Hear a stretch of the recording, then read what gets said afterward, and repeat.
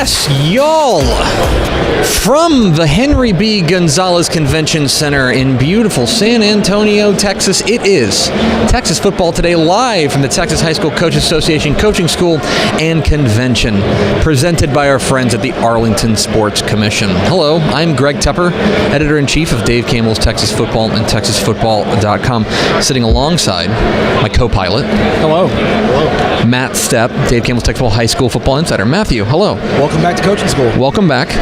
I just want to point out for the record that one of us has a full, voluminous voice, and the other has tea in front of him. Can't quit yapping. Can't quit yapping. Those other voices you hear, that other voice you hear belongs to Ashley Pickle, our producer. Hi, Ashley. Howdy, friends. Doesn't have a camera. Sorry. That's fine, but I do have a voice, so. She does. Got you there. A lovely voice. We are back for another day, day 2 at the THSCA Coaching School and Convention, presented by our friends at the Arlington Sports Commission. Remember that football season starts here in San Antonio and it finishes in Arlington. We have a huge lineup of guests, and we are kicking off with a guy, the last guy to win a high school football game in Arlington is the head coach of the 6A Division I state champion North Crowley Panthers. It's our friend Ray Gates. Coach, thanks for kicking us off in style today. Man, I appreciate it. It's a blessing to always have an opportunity to come and, kick it with you guys and, talk a little ball. The fit is exceptional. Yeah, let's start there. You're looking sharp. Well, you win a state championship, they take care of you, so, you got to step your game up. So Now, did you pick that suit out or did Mrs. Gates pick it? Nah, my wife don't dress me. Oh, yeah? Let's go. All right. Man.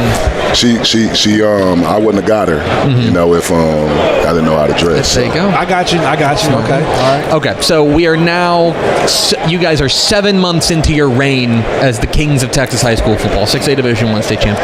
The main event, and you guys won the main event, you got the belt.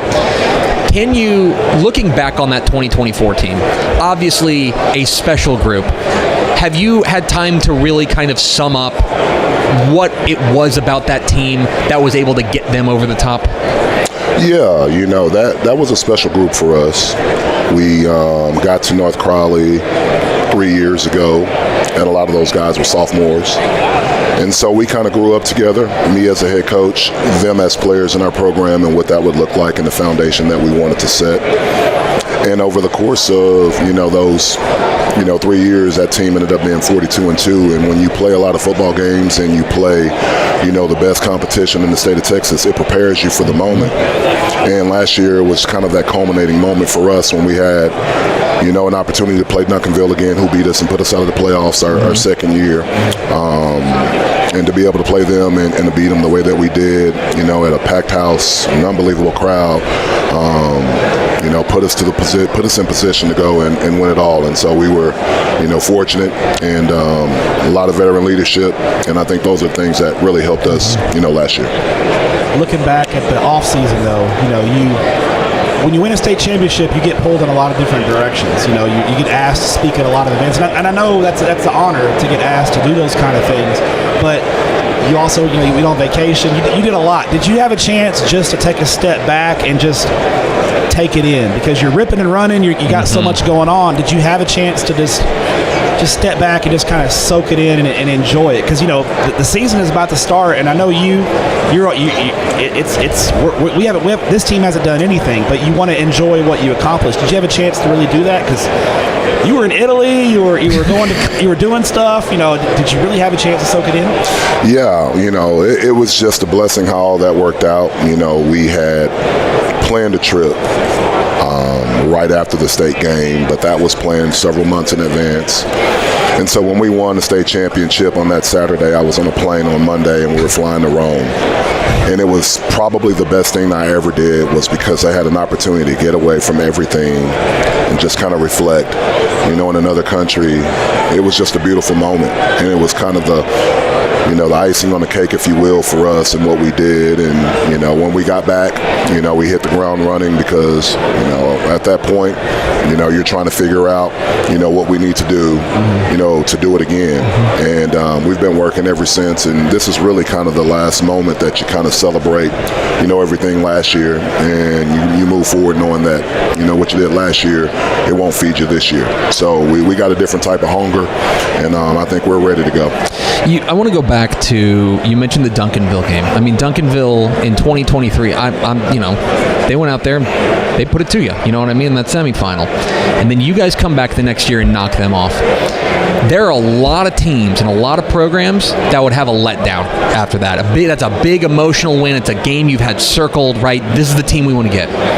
But you still got one more game against a really good Westlake team in the title game. Can you tell us about that process of moving past that Duncanville win to make sure you guys were playing your best ball on the biggest stage? Well, I believe, we have a phenomenal staff. We have guys that, have been in a lot of big moments and played in a lot of big games, coached a lot of big games. And I know that, my job is to make sure that our team from week to week have that flush it mentality, and we talk about it all the time. And our biggest goal, no matter who we play or what the circumstances are, we consistently talk about being a better version of ourselves this upcoming week than we were last week. And so when you play a team like Duncanville in the 5th round and you happen to win that football game, there's a lot of elation because of the team that you beat and everything that they've done, over the course of, the time Coach Samples has been there to go, and we knew that there was one more job, one more game that we had to finish, because that wasn't the state championship game. And our kids, again, when you have a veteran team, they understand that we have to finish this thing, and that was the mindset, was to finish. And I thought we did a masterful job of keeping our kids focused that week. And for me, I tell this story. First state championship as a head coach, going into that week not knowing what all you have to do as a head coach. I was swimming a little bit. Did you get any sleep that week? Very little. Very little. And it wasn't until game day that I had a really good feeling that we could win that game. I woke up 5 o'clock in the morning, went and I popped up the game between Westlake and North Shore, and I just watched the game, intently. And after watching that game, I felt pretty good about our chances, because I felt like the matchups were in our favor. We just had to be who we were. Right. Looking ahead to 2025 now, because that's football season has started at this point. Looking at you guys on paper, I want to start. I think North Crowley last year, explosive offense, dynamic playmakers. I think this year, defensively, you guys have some dynamic playmakers and some game changers on that side of the ball. I think you guys have a chance to be among the best defenses in the state of Texas, maybe the best defense in the state of Texas. Looking at your defense, what makes you feel really good about this group? You being a defensive guy, you were a defensive coordinator prior to being a head coach. I know you know a lot about defense. That group, I think, has a chance. What makes them have the potential to be? Because they haven't done it yet, but they have potential to be special, don't they? Yeah, absolutely. I think a lot of it starts with, again, just the leadership. And on our football team, a lot of the guys that are coming back that played a lot of football for us, they're on the defensive side of the ball. And when you can come out and you can play a lot of football games over the course of 3 years with a lot of guys, and you're playing late into December, when you finish, no matter what, you start in January, and the guys, you call something and they automatically know what you're talking about. They can line up, they can execute.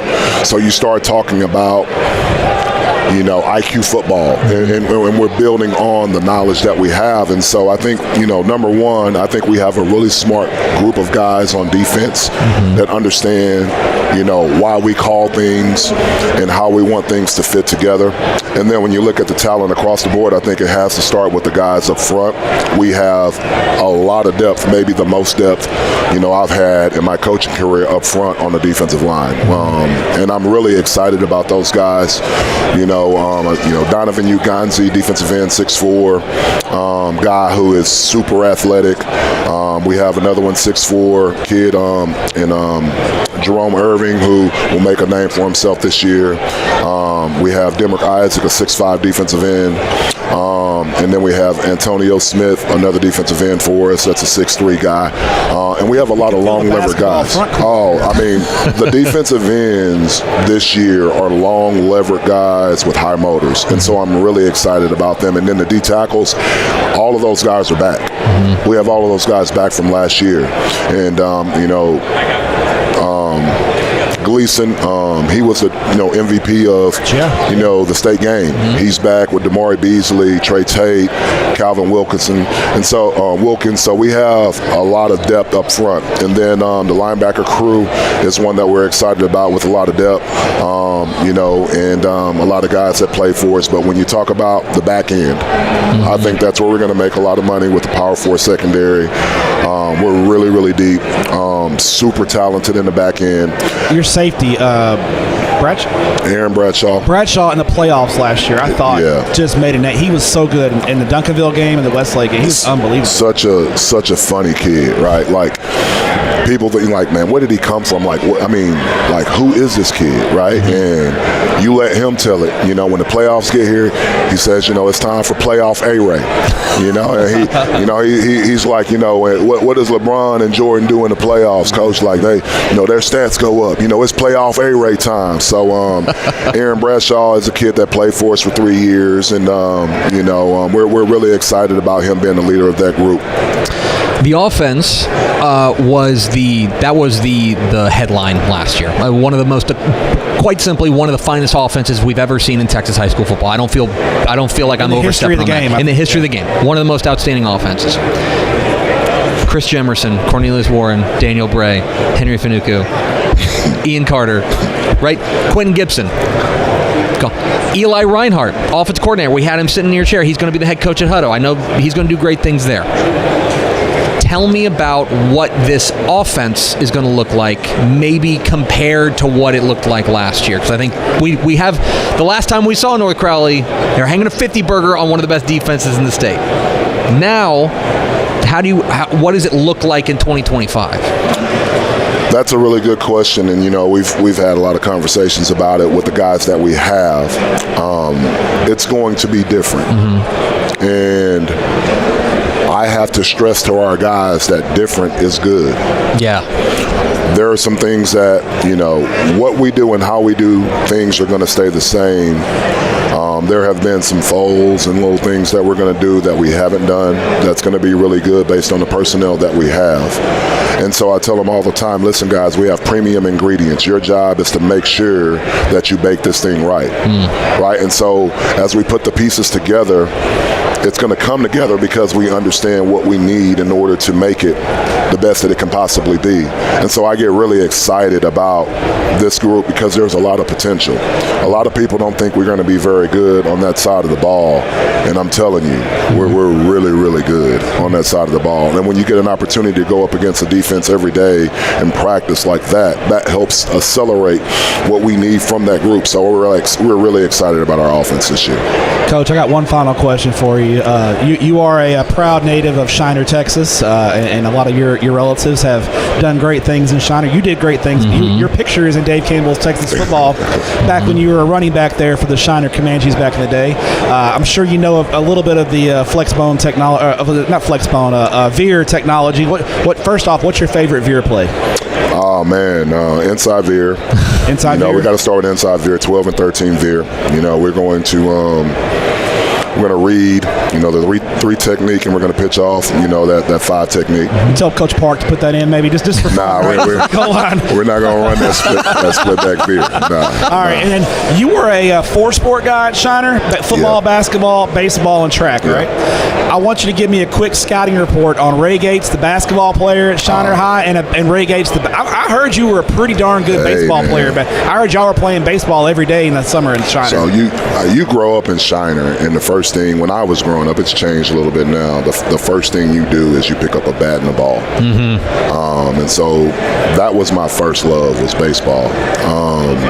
I remember in the 6th grade, we wrote a letter to our future selves, and we opened up those letters. It was a time capsule. We opened those up our senior year in high school, and I was reading it, and I started laughing because I wanted to be a professional baseball player. So that was, the first thing that, I learned to really play was baseball. And then when I got into junior high, that's when football kind of took over, and, loved that. Basketball, I was a district MVP. Basketball, a little humble, all region team.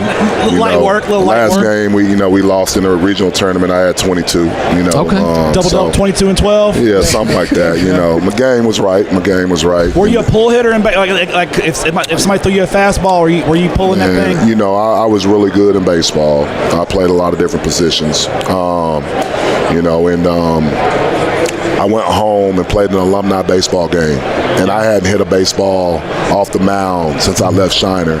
I won the home run derby. And I knocked one out of the park in the game. So there you go. They need to retire me in Shiner in baseball. Did you pimp the home run? Oh, I did. And like the announcer was like, he's one of my really good friends, and after the game, he was like, you didn't have to flip the bat on the JV pitcher. I was like, he shouldn't have put it across the plate. There you go. Now the last question from me, and we'll let you go. We appreciate your time. Is you told me last night, you said that I am not allowed to pick North Crowley in a game? Absolutely forever? not. No. Yeah, you always pick against us. That's right. And then they win. Yeah, and that's what we need to continue. Don't pick with us. Yeah. We don't need any new friends. Right. And so it's always good. So I can say, my kids most of the time they'll send out a message. They didn't pick us again. Yep. You know what I mean? And so it's fuel for the fire. It's all love. But no, don't pick with us, man. I like you picking against us. Okay. It just reminds me that we haven't arrived, and we got a little bit more work to do. I will say it. They have arrived. They are the 6A Division I state champion North Crowley Panthers, and their head coach Ray Gates. Coach, we appreciate your time. Thanks, Coach. Thanks for making some time for us. You want to show these people the ring first? You want to throw that up there? Oh yeah, that's a little something that they give out to state champions. So Southern Recognition did a masterful job. They captured our story. On the side, we have, for the city, we have the score, we have the skyline. Of course, position and head coach. We have the foundation of our program engraved. Galatians 6:9, do not become weary in doing good, for you will reap a harvest if you faint not. And then, we can't do it without, Oh my gosh! revealing the 817 underneath the trophy. So Clean. Outrageous. yeah, man. So sometimes you got to jump out. You got to pop out and show them. And that's what we did this year. And so it was one for the memory books. Definitely enjoyed it, and I'm really excited about this year's team, more so than I was about last year's team, because I know the challenge is there. Our kids, this has been a record number of kids showing up for summer. We've had an unbelievable off season, and they're hungry. And when you go back to kids like that, it fires you up. This can't get over fast enough. And I'm so ready to get back to our kids. Coach, go back to your kids. Appreciate you, my Good friend. luck in 2025. We'll Absolutely. see you. Thank you, guys. There you go. Ray Gates, head coach of the North Crowley Panthers, join us here at the THSCA Coaching School and Convention. We are live on the floor here at the Henry B. Gonzalez Convention Center. Got a huge list of guests coming up. That we kicked things off with the guy who won the 6A Division I state championship, right? Yeah. Pretty good. We got a guy now who's going to bring some big-time juice. Little juice coming to the party. Yeah. Again, we want to thank our friends at the Arlington Sports Commission for helping make this possible. This is the kickoff. We've been talking with coaches. This is the kickoff of football season today. And football season ends in Arlington. And we're so excited to be there. I guarantee you, every high school coach that we talked to today wants to end their season. They are hopeful that they are getting to AT&T Stadium. It is. We're going to be here for an ungodly amount of time. So come and hang with us all day here on Texas Football Today. And a guy who also hopes to end his season in Arlington is joining us now. We are pleased to be joined by the new head coach of the Klein Bearcats. From the mothership. Johnny Hardpart himself. That's right. Don't forget, I'm making a statement today, baby. Coach Nick Codutti. A man who knows how to do some branding. Hey, man. Listen, we may not win a game, but we're going to look good doing it. That is absolutely right. Okay, so you're here at Klein. Let me tell you from the outside, had a good thing going at Fulshire. Oh, you ain't lying. You had a good thing going at Fulshire, but we know that there's a reason that behind Klein. What was it about Klein that you saw and you're like, this is the place for me? I was talking to OG Fagan about 6 years ago, and I told him, I said, there's one job in Houston. I think that if somebody ever, if it ever opened up, it's the one job that it's like a gold mine. There's just missing something, and it was Klein. And when the job opened, I honestly had to jump on the opportunity. And when I was at Tomball for 4 years, my family, the whole north side is that's like home, right? Yeah. And so going back to the north side, going back to that area, and then when you go in and you watch them play, you guys cover Klein, and so Texan Live School. That's right, it is, baby. And so I got the opportunity to watch them, and you watch me oh man, look at these kids go. Sure. At Fulshire, we weren't exactly what we like to call unbelievable athletes, but they were great kids, worked their butts off. But at Klein, I feel like it's a sleeping giant, and heck, I was willing to bet my career on it. There you go. Well, part of that betting is getting in the door early. And you've been around transitions before, and there's guys that have been successful getting hired in April and May. Yep. But for you, getting hired early, basically right at the beginning of January, right? Yeah, it was literally the first week of January. So how big was it to get your feet on the ground and really have a full off season to get that culture instilled where you're not? I'm assuming by spring break you kind of got into a little bit of a routine. How big was that just to kind of jump start things? Well, I mean, it's huge. You know that. At the end of the day, it's about building relationships with kids. That's what it is. And so the more time you get to spend with them that's not in the football season, where there's not that pressure to you got a game plan on a Friday. When you get to spend time with those kids, that's when the good things happen, right? That's one thing I say about Coach Gates. Man, I've known Coach Gates forever, but that dude's a relationship building fool, and that's what it boils down to. And so when you get in early, you can instill those things, and then you can also instill your values and your standards. And I'll be honest with you, man, when you come into that area, and it allows you to have more time to bring coaches in and kind of build what you're looking in. And so for me, it's about the brand and selling the brand. And the longer you have to do that in that off season, the better chance you got to be successful. Coach, you're taking over a program there in Klein, which is looking to get over the hump, looking to break through and get to that next level. And so where's it start? What's step one as far as taking this Klein program, which a lot of good ingredients there, and getting them to the level that you think they can get to? Man, step one, teach them how to win. Yeah. Right? There's a lot to be said about guys that won't. You have to learn how to win, right? You get in those tight games, and you look at each other, and you just know you're going to win.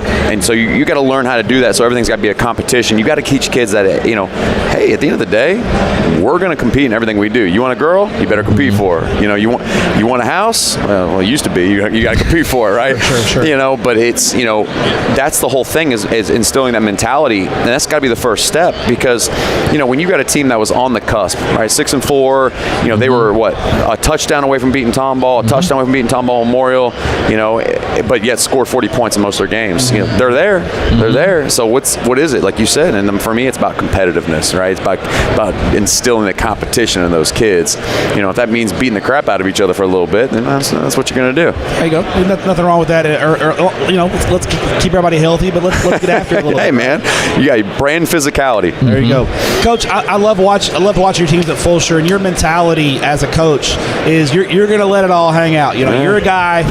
You go for two. You'll onside kick. You don't punt very often.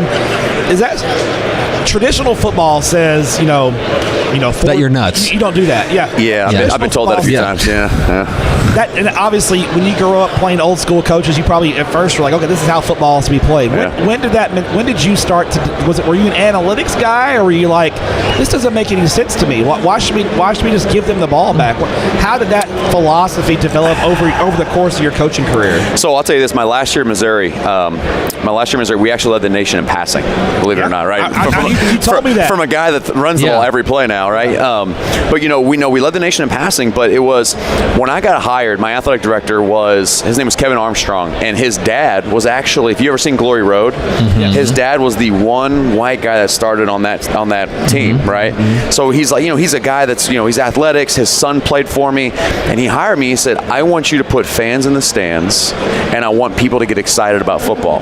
So I said, okay, then I'm going to do it my way. And what I learned was, most people don't really want to deal with it, right? Like you go into a game. Scares to death of other. I've talked to coaches that play you, and they're scared to death. Yeah, because think about it. Every money down's third down. Hey, money down. Well, dude, third down's just second down to me, baby. Let's keep going. Yeah. And how many times you got to work onside kicks? It may be the most obnoxious thing in the world, and you may get every one of them, but you just spent an hour of practice dealing with that stuff, right?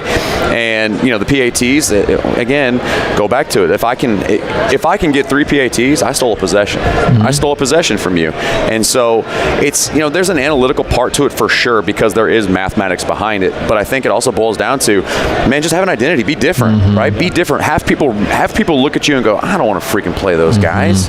And so that's kind of been the philosophy is, we're just going to be that team. And when your kids own it, then it is what it is. Now, trust me, that's why you wear a double headset, so you don't have to hear about people behind you about how dumb you are all the time.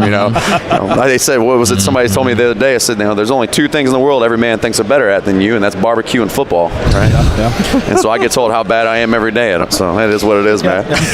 You mentioned running the ball. Obviously, you had 2 tremendous running backs Fulsher last year. Yeah, the wide zone gets rolling. Wide zone mafia for life. So I have to imagine that walking into a situation with Edward Kelly Jr. sitting there, you're just like rubbing your hands together, like let's make some beautiful music together, Mr. Kelly. I mean, God, yeah, no. First time I watched him play, I just remember going, "Oh my God, that kid can go!" And the crazy part is, there's like 3 other ones that can go. I'm like, man, I think you just gave me the keys to a Ferrari, guys. Yeah. But no, it's I mean, you get into it and you look at the kid and you're like, man, listen, I know you ran for 2,000 yards last year. Let's make it 3. Yeah. And he just kind of looks at you. Coach, I believe in that. Say, hey, man, if you believe in it and you believe in me, buddy, we're gonna have a good year. But kids like that make you a better coach. Man, let's get real. Like we had Zane, Thor. You go into a game on a Friday night and you just call a play and you know for a fact that guy's gonna get 3 yards. I'm a really good play caller. Absolutely. You know what I mean? You're a genius. And then I screwed up by not getting a 4th down, but we'll talk about that later. Yeah, that's fine. Now, is it 15-6A or is it 14-6A? 15-6A. Last year, very competitive district, top to bottom. I mean, it came down to the very last week of the season. I think a 2-point conversion at the end of the game knocked one team out of the playoffs and put another team in. Yeah. And your time at Tomball, you're familiar with this district in a lot of ways. Man, it's top to bottom. It's week in and week out. It's a grind, isn't it? It's good football. Yeah, and I'll say this: when I was up on the north side, one thing I'll tell you is, man, the Klein district, Tomball, that was good football. Tomball's good football. They're well coached. Memorial's good football. Collins, let's get real, guys. Klein High School hasn't been Klein Cain since the beginning of the first year Klein Cain existed. Oh, wow. And I think 2014 was the last time we beat Klein Collins. So you've got competition. You've got to get over that hump. And then I'll be honest with you, I don't even know the last time that Klein beat Tomball. It was before I was at Tomball. Yeah. It's been a minute, And so you have to get over those humps of these are the games that you got to be able to win. But and then all of a sudden you got Magnolia. Come on, man. That's not fair. Great district. Craig does a good job over there, and Ben does a great job back west. But every week in and week out, but even my own staff will tell you, I love those games, man. I live for the, hey man, if you make a bad choice here, this could get real south real quick, So I'm excited for it. I love it. All right, I got one more question for you, and I'll pass the temper to get you out of here. You are a Philadelphia guy. I am. I won't hold it against you. Are we going to go Birds? Hey, fly Birds, fly back. There you go. But tell me from a true Philadelphian. No. Give me what is the only way to eat a cheesesteak? With the whiz.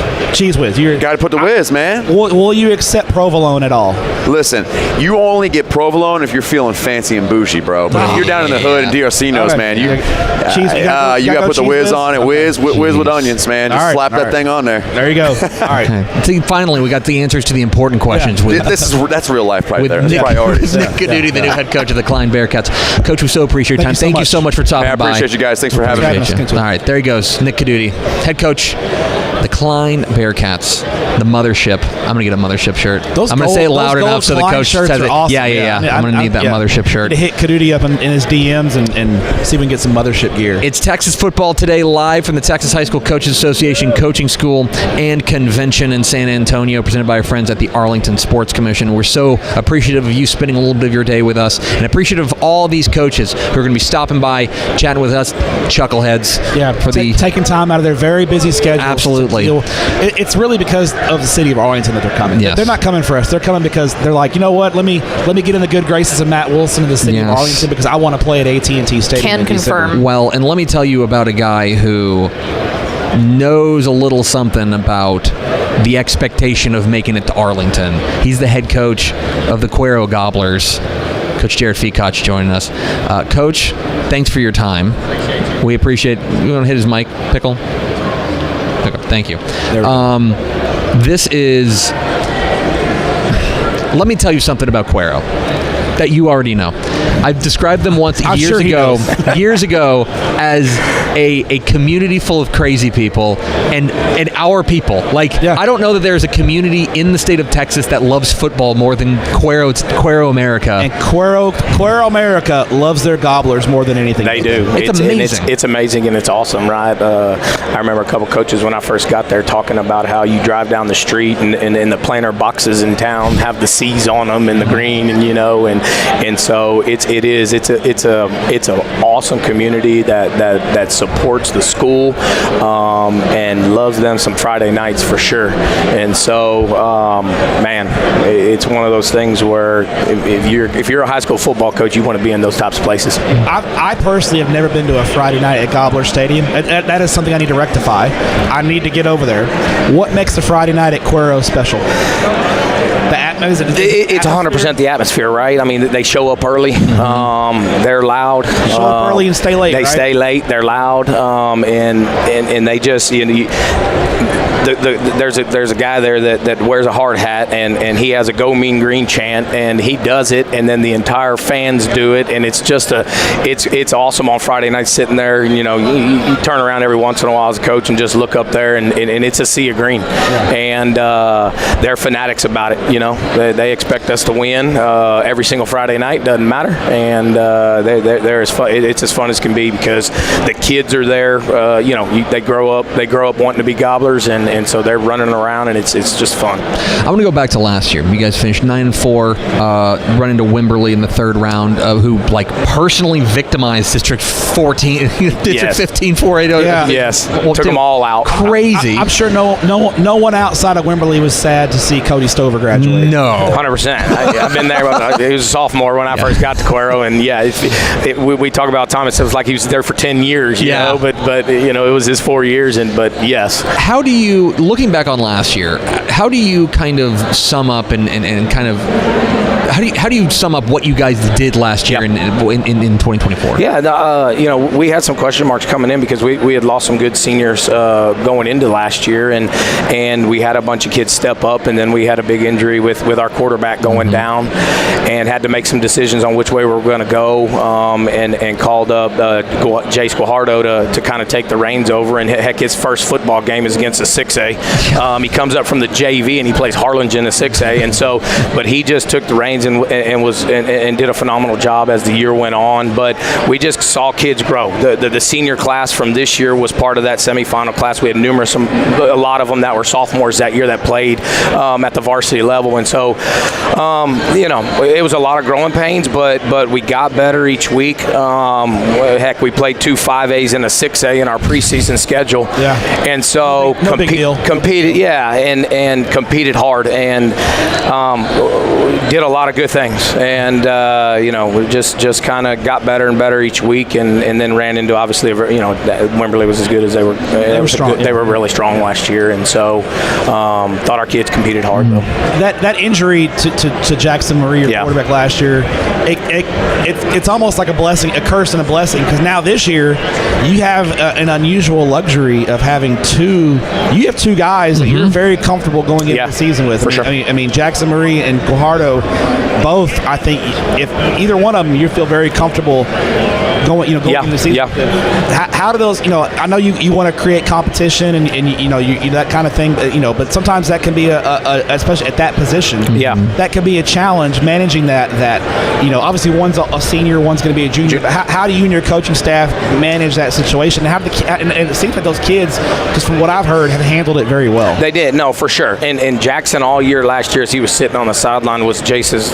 number one fan, and that's just kind of the leader he is. And he helped Jace in numerous spots where probably he would come on the sideline, and I coached quarterbacks, and so I may be doing something else, and Jackson would grab him, and so it was like having an extra coach. So man, those two guys trust each other, and it is a competition, but I think it obviously helps breed success, because they're going to they're going to compete against each other even in practice to go, hey man, I want to be the starting guy. We've both been the starting guy, and I want to be that guy. And so we sit down and have those conversations, and as the quarterback coach and head coach, I'm like, hey, both of y'all need to be ready, because obviously it's like you never know when this, we never know when one of you guys are going to need to be ready to go. And so those guys, they love each other. Our quarterback room is good, and so they feed off each other, and they're both probably, I told them this year, I said, hey, I know y'all are starting quarterback, but you better be ready to play some defense this year too, because we're probably going to need you. And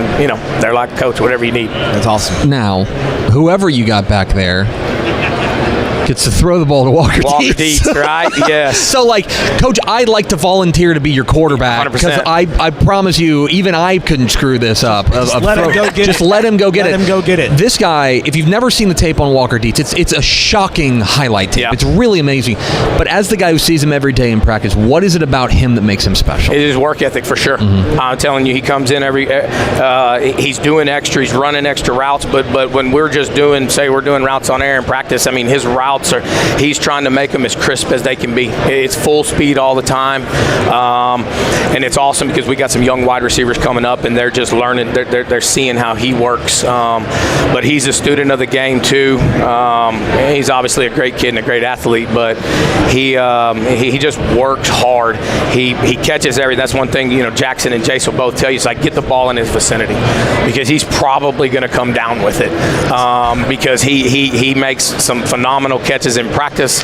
There's one hand, they all do their one-handed things, and I'm like, hey, two hands. Everybody catch with two hands. We're not practicing one-handed catches, but he does, and so it's just like he has a knack for getting open, And he really does. I watched him for the first time in person at the state 7-on-7 tournament, and y'all are playing Paris, and there was one time that the kid from Paris, he just goes, dang, that kid catches everything. Like, he just catches everything. Like he was good coverage, but Walker was just catching everything. It was just funny to hear an opponent just go, that guy catches freaking everything. Like, what is, so what do we do with that? So the other thing about the offense that really stands out to me, and I'm sure this is going to let me get the Cuero fans excited here on July 21st.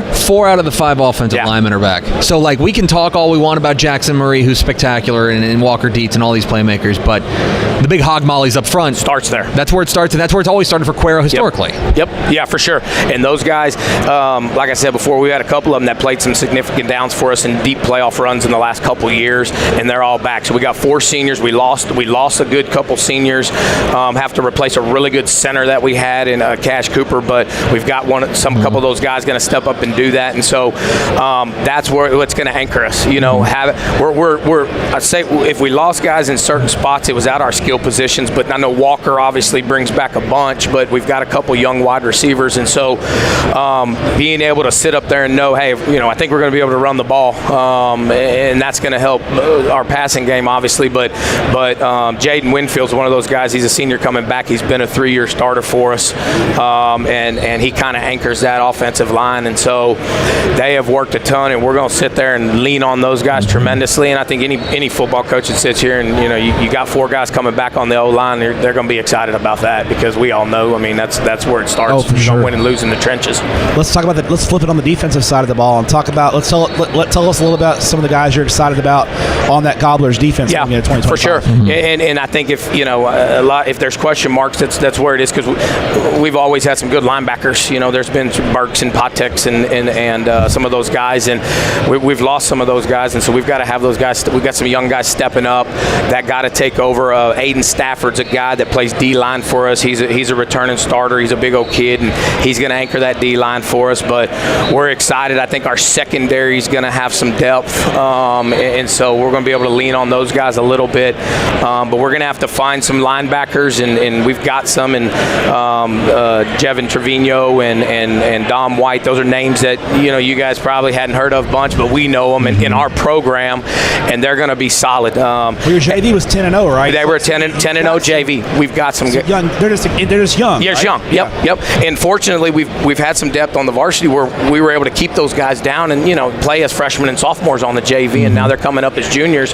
But that's always huge when you don't have to have a bunch of those sophomores come up. But those guys are going to have to step up big, and I think they will. I talked a little bit about our secondary, but Aiden Strecker's a kid that he was actually a quarterback for us and went straight to the defensive side last year as a safety and played a ton of downs at safety. So we're looking for him to kind of lead our secondary. But we do have a very talented group of sophomores coming up that are gonna have to play a little bit for us too. So we're gonna look a little different on defense, but our kids, Cuero's always been known for playing defense. They're a bunch of kids that run to the ball. I feel like the Gobblers are going to find a fast defense. Yeah. That's right. That's one thing about Cuero. That they're going to hit you. They're going to come. Yeah, right. And that's what we've always been known for before I was there. And you look at the history, and we're going to strike you, and our kids believe in that, and that's kind of what we preach. And it's like, hey, we need 11 hats running to the ball, and if you get that going, you got a chance to be successful. I do want to make sure I ask you about your district, which is brutal. Yeah. But also your region, which is brutal. Yeah. We mentioned Wimberley, but Lago Vista and Navarro. Yep. You had and then Sinton and Rockport within your own district. Region 4, it does feel like, I think people may look at your non-district schedule and say, you don't got to do that. You don't got to play these. You got to play these. You can just stack up some easy wins if you want. But I would imagine that is intentional because of the gauntlet you'll have to run just to get to a semifinal. 100%. Our district is solid, man. Coach Troutman over at Sinton does a phenomenal job. He's got those guys going, and then Coach Souza over there at Rockport in his second year. I think they're going to be a lot. They're going to be a lot better. They do some really good things. Coach Chrisman does a good job at Ingleside, and so Robstown's bringing up a new coach, and he's been there. But it's a solid district, and then again you start. Navarro has always been good in Region 4, and we got Wimberley's always kind of been the top, and it's been a battle, and so you're kind of knocking those guys off. But I think it's a tough competition all the way around. You got to come every Friday night and play, or you got a chance to get beat, and that. And so looking forward to getting back into it and seeing what happens. We're looking forward to seeing the Gobblers in 2025. We absolutely are. He is Jared Fikac. He's the head coach of the Cuero Gobblers. Coach, we so appreciate it. By the way, the shoes are strong shoe excellent. Game. Strong excellent shoe shoes. Game, right? Man, the Kelly green is a beautiful color, and when I got the job, I was like, man, I got to get me some, and I went ahead and did it. We got back-to-back greens. Coach Fikac, and we got Riley Dodge on deck. That's right. A lot of green over here. That's good. I saw Riley Dodge eyeing your shoes too. Yeah, exactly. I think he's coming for it. That's good. Coach Fikac, we so appreciate your time. Thanks for making time for us. Appreciate you guys. There he goes. Jared Fikac, head coach of the Cuero Gobblers, join us here at the THSCA Coaching School and Convention here in San Antonio. We're Texas football today. We're going to be here for an irresponsible amount of time talking with coaches around the state. We're going to be talking way too much and making Pickle angry. Coming up here in just a moment, the head coach of the number 1 team in the state. But first, a word from these valued partners. Bro, these keys are fire. Bro, you work here? Whatever, kid. Take notes. Yo, I can guard pro in these. I can guard you and route you up. You sure about that? Not anymore. Fellas looking for a quarterback? The goal! Billy needs cleats. You're right, Billy. These do bring out my eyes. Every shoe for every athlete, only at Dick's. Dick's is the GOAT. Texas, the Ford Summer Sales Event is here, and we're bringing the adventure. with the best deals of the season across our leadership lineup of best-selling trucks and SUVs. Hurry in today and drive the #1 vehicle brand in Texas. Now that's how you summer across Texas with Ford. Right now, get 4.9% for 72 months plus $3,250 total cash on F-150. Only at your best in Texas Ford dealer. Back here at Texas Football Today at the Texas High School Coaches Association Coaching School and Convention live, thanks to our friends at the Arlington Sports Commission, and the parade of big guests in the hot seat continues. It's the head coach of the #1 ranked Southlake Carroll Dragons, is our friend Riley Dodge. Friend? Friend. Okay, yeah. Hey, yes. We did it. We did it. I did it. Yeah, we did it. All right, awesome. Hey, dude. He's always been Ashley Pickle's friend. Yeah, that's the thing. We were a little on the fence. Way back. Yeah, we were on the fence. We have been figuring it out. Yeah. How are things in Southlake America? We're doing great. Yeah, it's I think the conversation when you walk around the exhibits, how quickly July flies by, and we've had a great summer. Obviously, transition from off season into the summertime, but we're ready to rock and roll. Your 2024 team, you guys run to the state championship game, come up short to Vandegrift. The more we've talked about it around the office, we've kind of taken a step back and said, what in the world were they doing at the state championship game? Because not only were you guys very young, you were a young team to begin with, and then you were perhaps one of the most injury-riddled teams in Texas high school football, and yet suddenly you guys find yourself 48 minutes away from a state championship. Yeah. From our perspective, we look at that and say, wow, this team overachieved. I'm curious how you view what you guys did in 2024. Yeah, I think going into the year, obviously, young football team. We had probably one of our smaller senior classes that we've had, and look at us in the state championship game. We're starting. We are young, but we also started 4 or 5 sophomores as well, so super young, and all those guys are coming back, and it's a resilient group that's found ways to win kind of dirty football games late in the year, and like you said, with the injuries, kids just guys that weren't counted upon early in the season just stepped up and made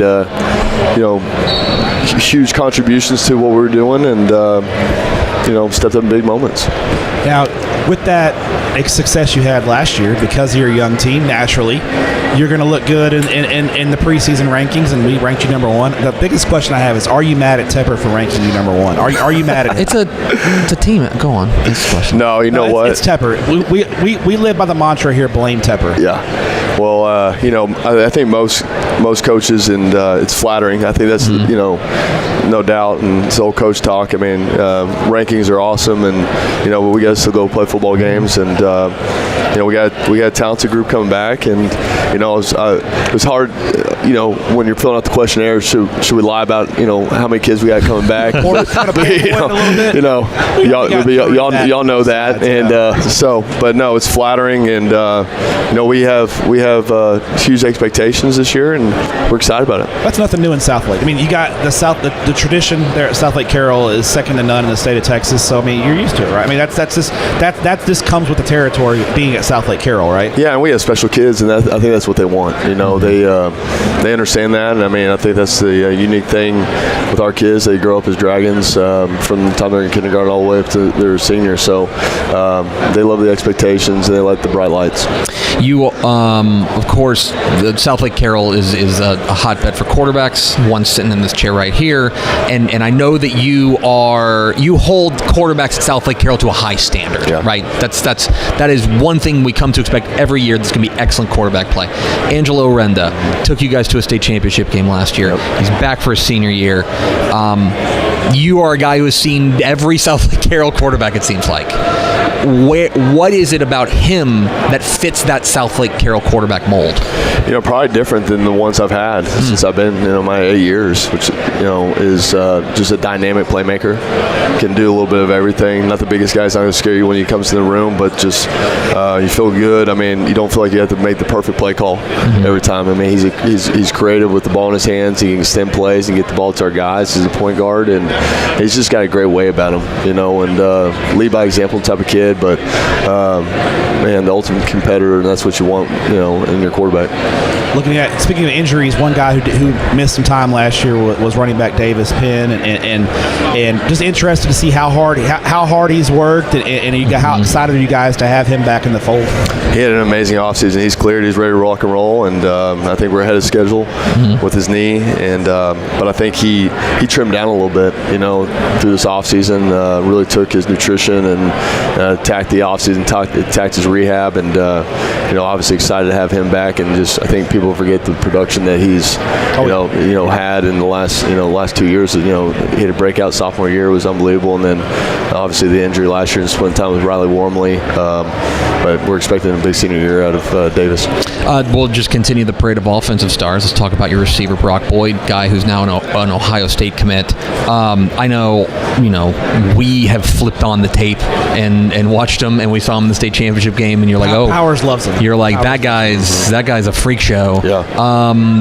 You're the guy who sees him every day in practice. What is it about Brock Boyd that makes him special? Well, when your best football player is your best practice player, that says a lot, and but it also just bleeds over into our locker room, and just the typical wide receiver wants the ball in his hands, and I got to find a way to get it to him. We moved him around quite a bit. Obviously, people are going to try to take him away, so we got to be creative on where he lines up pre-snap, and then on our motion game. But just the ultimate competitor, and high football IQ, being a coach's kid.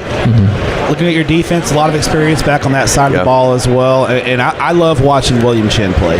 I feel like, would you consider him he's, to me, looking as a slappy in the press box, he seems like he's the quarterback of your defense, and he really is the straw that stirs the drink.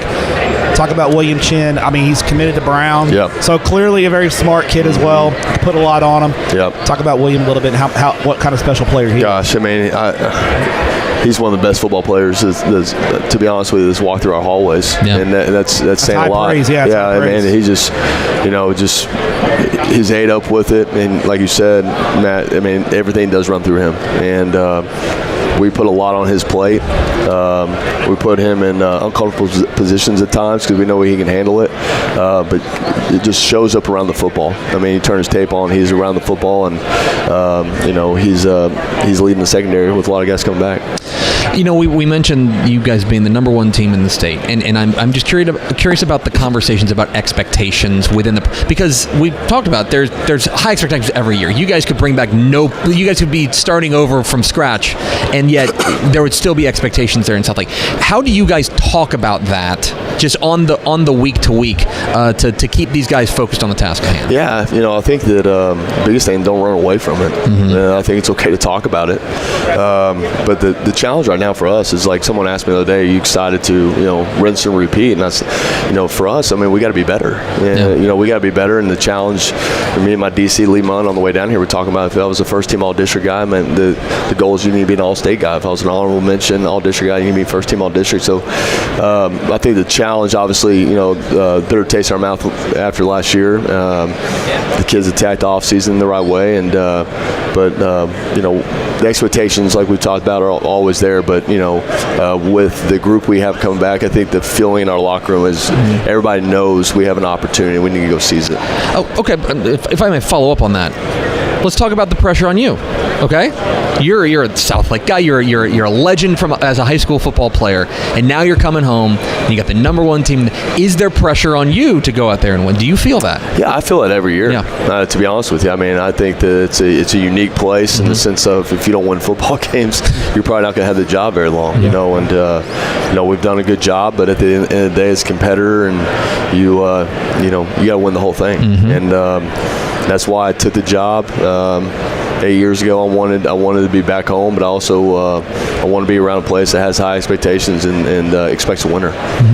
When UIL realignment hit in February, you guys, a little bit of a curveball because you're in a 9-team district. And so, the standard district is 8 teams, and you 3 non-district games, 7 district games. Break it up, that kind of thing. You've only got 2 non-district games. Because you're playing a district football game, and do you open district with Trinity? Trinity, brother game. Yeah. No pressure, right? It's all. So you're.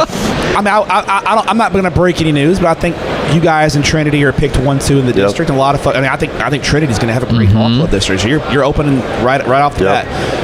Is there a sense of urgency with that that scrimmage and the only two do you have to approach those non-district games a little bit differently because you got a ball game that counts in the middle of September? Yeah, there's no doubt, and I think that's I changed up a little bit. This is the first year we didn't do spring ball. Really? Okay. Yeah, so we got 3 weeks. 2 scrimmages. Yeah, I got 2 scrimmages. So we got obviously 3 weeks of fall camp, and going to go scrimmage Waxahachie, which is going to be great for us. Yeah, no big deal there. Yeah, right out of the gate, and then we'll go to Arlington and then hop into non-district play. Drive out to West Texas, go scrimmage or play a really good Midland high football team, and then come back and play Hebron. To defend the option, right? Right. That'll so, be fun. And we want to schedule, people that make you feel uncomfortable a little bit. And that's gonna make you feel uncomfortable. But yeah, I mean, right out of the gates, we're into some meaningful football against trained Trojans. You've now been the head coach there. This is year 8, right? Yeah, year 8. Yeah. That sounds right. It seems crazy. I don't know. What is the question? What is the question that you are most tired of being asked? Because I think there's a couple of we talk about your dad, and what'd you take from your dad? We can talk about, are you going to dye your hair this year like your players? We can talk about the play in the state championship game that I won't mention, but in a touchdown pass. Yeah. What's the question you're done with? You're just like, please don't ask me that anymore. It's probably like the awkward conversation, like we were talking about the bleach blonde hair. Yeah. Like, are you gonna do it? No, I'm not. That's past me. Yeah. Right, buddy. Yeah. So let me tell you, as a friend, it is past both of us. It is past. No, I think you get some funny questions. I think the throw up that's brought up quite a bit. I'll never ask you about it again. In fact, I didn't ask you about it. It's all good. I want it noted for the record. Because I brought it up. If you threw an interception on that play, you wouldn't want to talk about it. No, absolutely not. So we can talk about it. You threw a touchdown. Exactly right. I want to ask you just before we let you go. A lot of folks outside of athletics don't realize you also have taken on a new role there at Southlake Carroll, being the athletic director. Yep.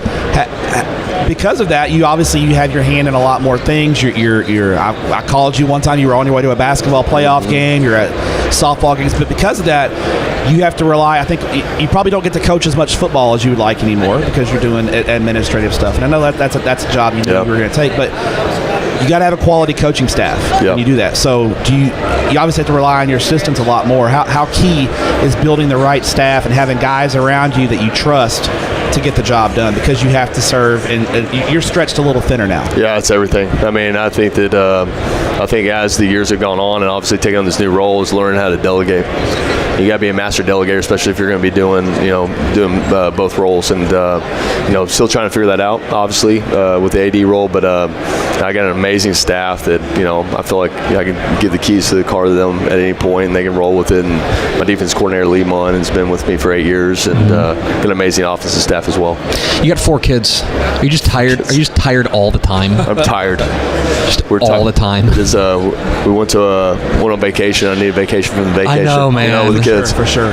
So yeah. A lot of energy there, right? A lot of juice. A lot of juice in the gym today. Ready to rock and roll. Don't have to worry about it. Is on. You don't have to worry about them bringing the juice. It is on. My 4-year-old little girl the other day, I wake up and she's trying to figure out where the kids are at, and I walk around the corner and she's ready to rock and roll for the day. She's got a costume on, and she's it's time to turn up right now. Let's go. Dad's home. It's time to party. Yeah. He's Riley Dodge. He's the head coach of the number 1 ranked Southlake Carroll Dragons. Coach, appreciate you making some time for us. Thanks for stopping by. Good to see him.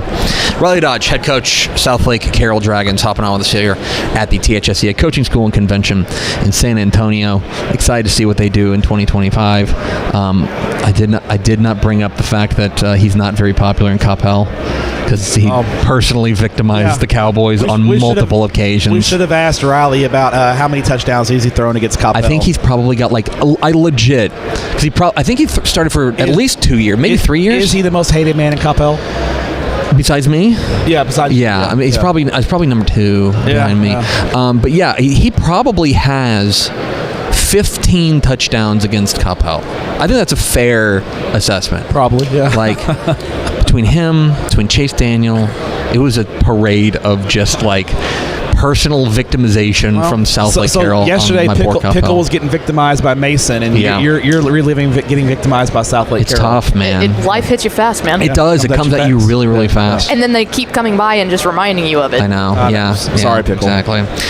It's Texas football today, live at the Texas High School Coaches Association Coaching School and Convention, and you're probably thinking, boy, they've gone for an hour. That seems like a long time. Great news. 2 more to go. At least. Yeah, this thing might go into the night. We might shut it down. They may turn the lights out on us. We want to make sure we give a shout out to our friends of the Arlington Sports Commission who are helping to make this possible. Yes. Our friend Matt Wilson and company. We had him yesterday. Great things happen in Arlington. Absolutely, and they want to remind you that this is where football season starts, and Arlington is where football season ends. Excited to be back there at AT&T Stadium in Arlington. We did have some news on TexasFootball.com yesterday about that this is the last year of their deal with UIL. Arlington UIL. Mm-hmm. I think they're working on like what that next step is going to look like. I think you and I have in conversations around the UIL, it does seem like they want to keep it there. It seems I think the UIL would like to keep it, and I think that Arlington would love nothing more. We know Matt Wilson said it. We know they want to have the state championships at AT&T Stadium. A guy who would love to finish his season in Arlington. And wouldn't have to drive very far. No, he could probably sleep in his own bed. He's the head coach of the Mansfield Timberview Wolves, is a coach, Jacody Coleman. Coach, it's good to see you, my friend. How y'all doing, man? Man, we're hanging out, talking to some coaches, living the life, huh? We're living the dream. Yeah, we get to we have the great job because we get to talk about stuff that other people do. You know what I mean? Right. That's what you want. So really, if this coaching thing doesn't work out for you, you should really hop in and hop in the booth, right? I think your former Atascocita JV player, Gavin Moritz, was trying to recruit you to get on the call on Texan Live. He was. He tried to get me earlier today. I said, hey, I want to be playing during that time. Yeah, exactly. That's the plan. You don't want to be on the call. You want to be on the sidelines. Right. Yeah. Coaching the game. You are the new head coach there at Timberview, and there's different kinds of new challenges. There's some coaches who are new that are coming in, and it's a total rebuild. And they were 0-10. They were 1-9 last year, something like that. And we got to start. We got to burn it all down and start from. You know a little bit about that. I know about that. You've done that before. I did that before. I know about that. This ain't a fixer-upper. No. In Timberview. This is a team that was 11-2 last year and has a history of excellence. How do you approach a situation where there's already a lot of good things going on here? We just want to take it to the next level while also putting your own stamp on it. Yeah, that's been the big thing that I focus on with our team and coaches. Timberview is a good job. Everybody in the Metroplex knows that. Our job is to make Timberview a statewide known job. Everybody in the state needs to know about Mansfield Timberview. And it's going to come down, and that's why we kind of we keeping the schedule that we even have after realignment. Like we start off, we scrimmage Aledo, we scrimmage Mansfield Legacy, play Denton Ryan week 2, because that's the type of teams that Timberview needs to be statewide. When you look at this job and your journey as a coach, I was telling Tepper, when your playing career, Coach Coleman played at Iowa, Beaumont Westbrook guy.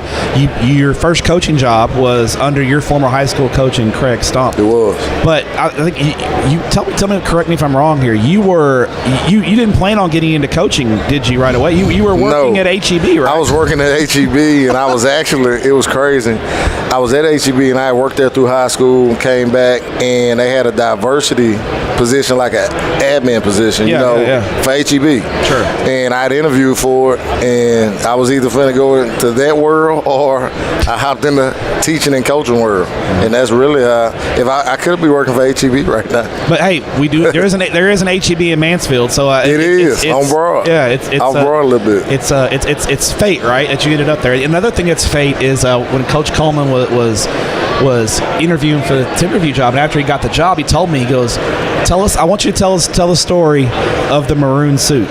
Oh, because the maroon suit. Did your wife buy that suit for you before the job even opened up? Right? I had actually bought the suit in November. I was like, a maroon suit, like that's different. I need another suit.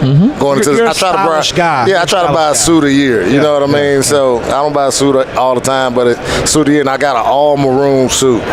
And then the job opened up, and I applied, and I was like, you know what?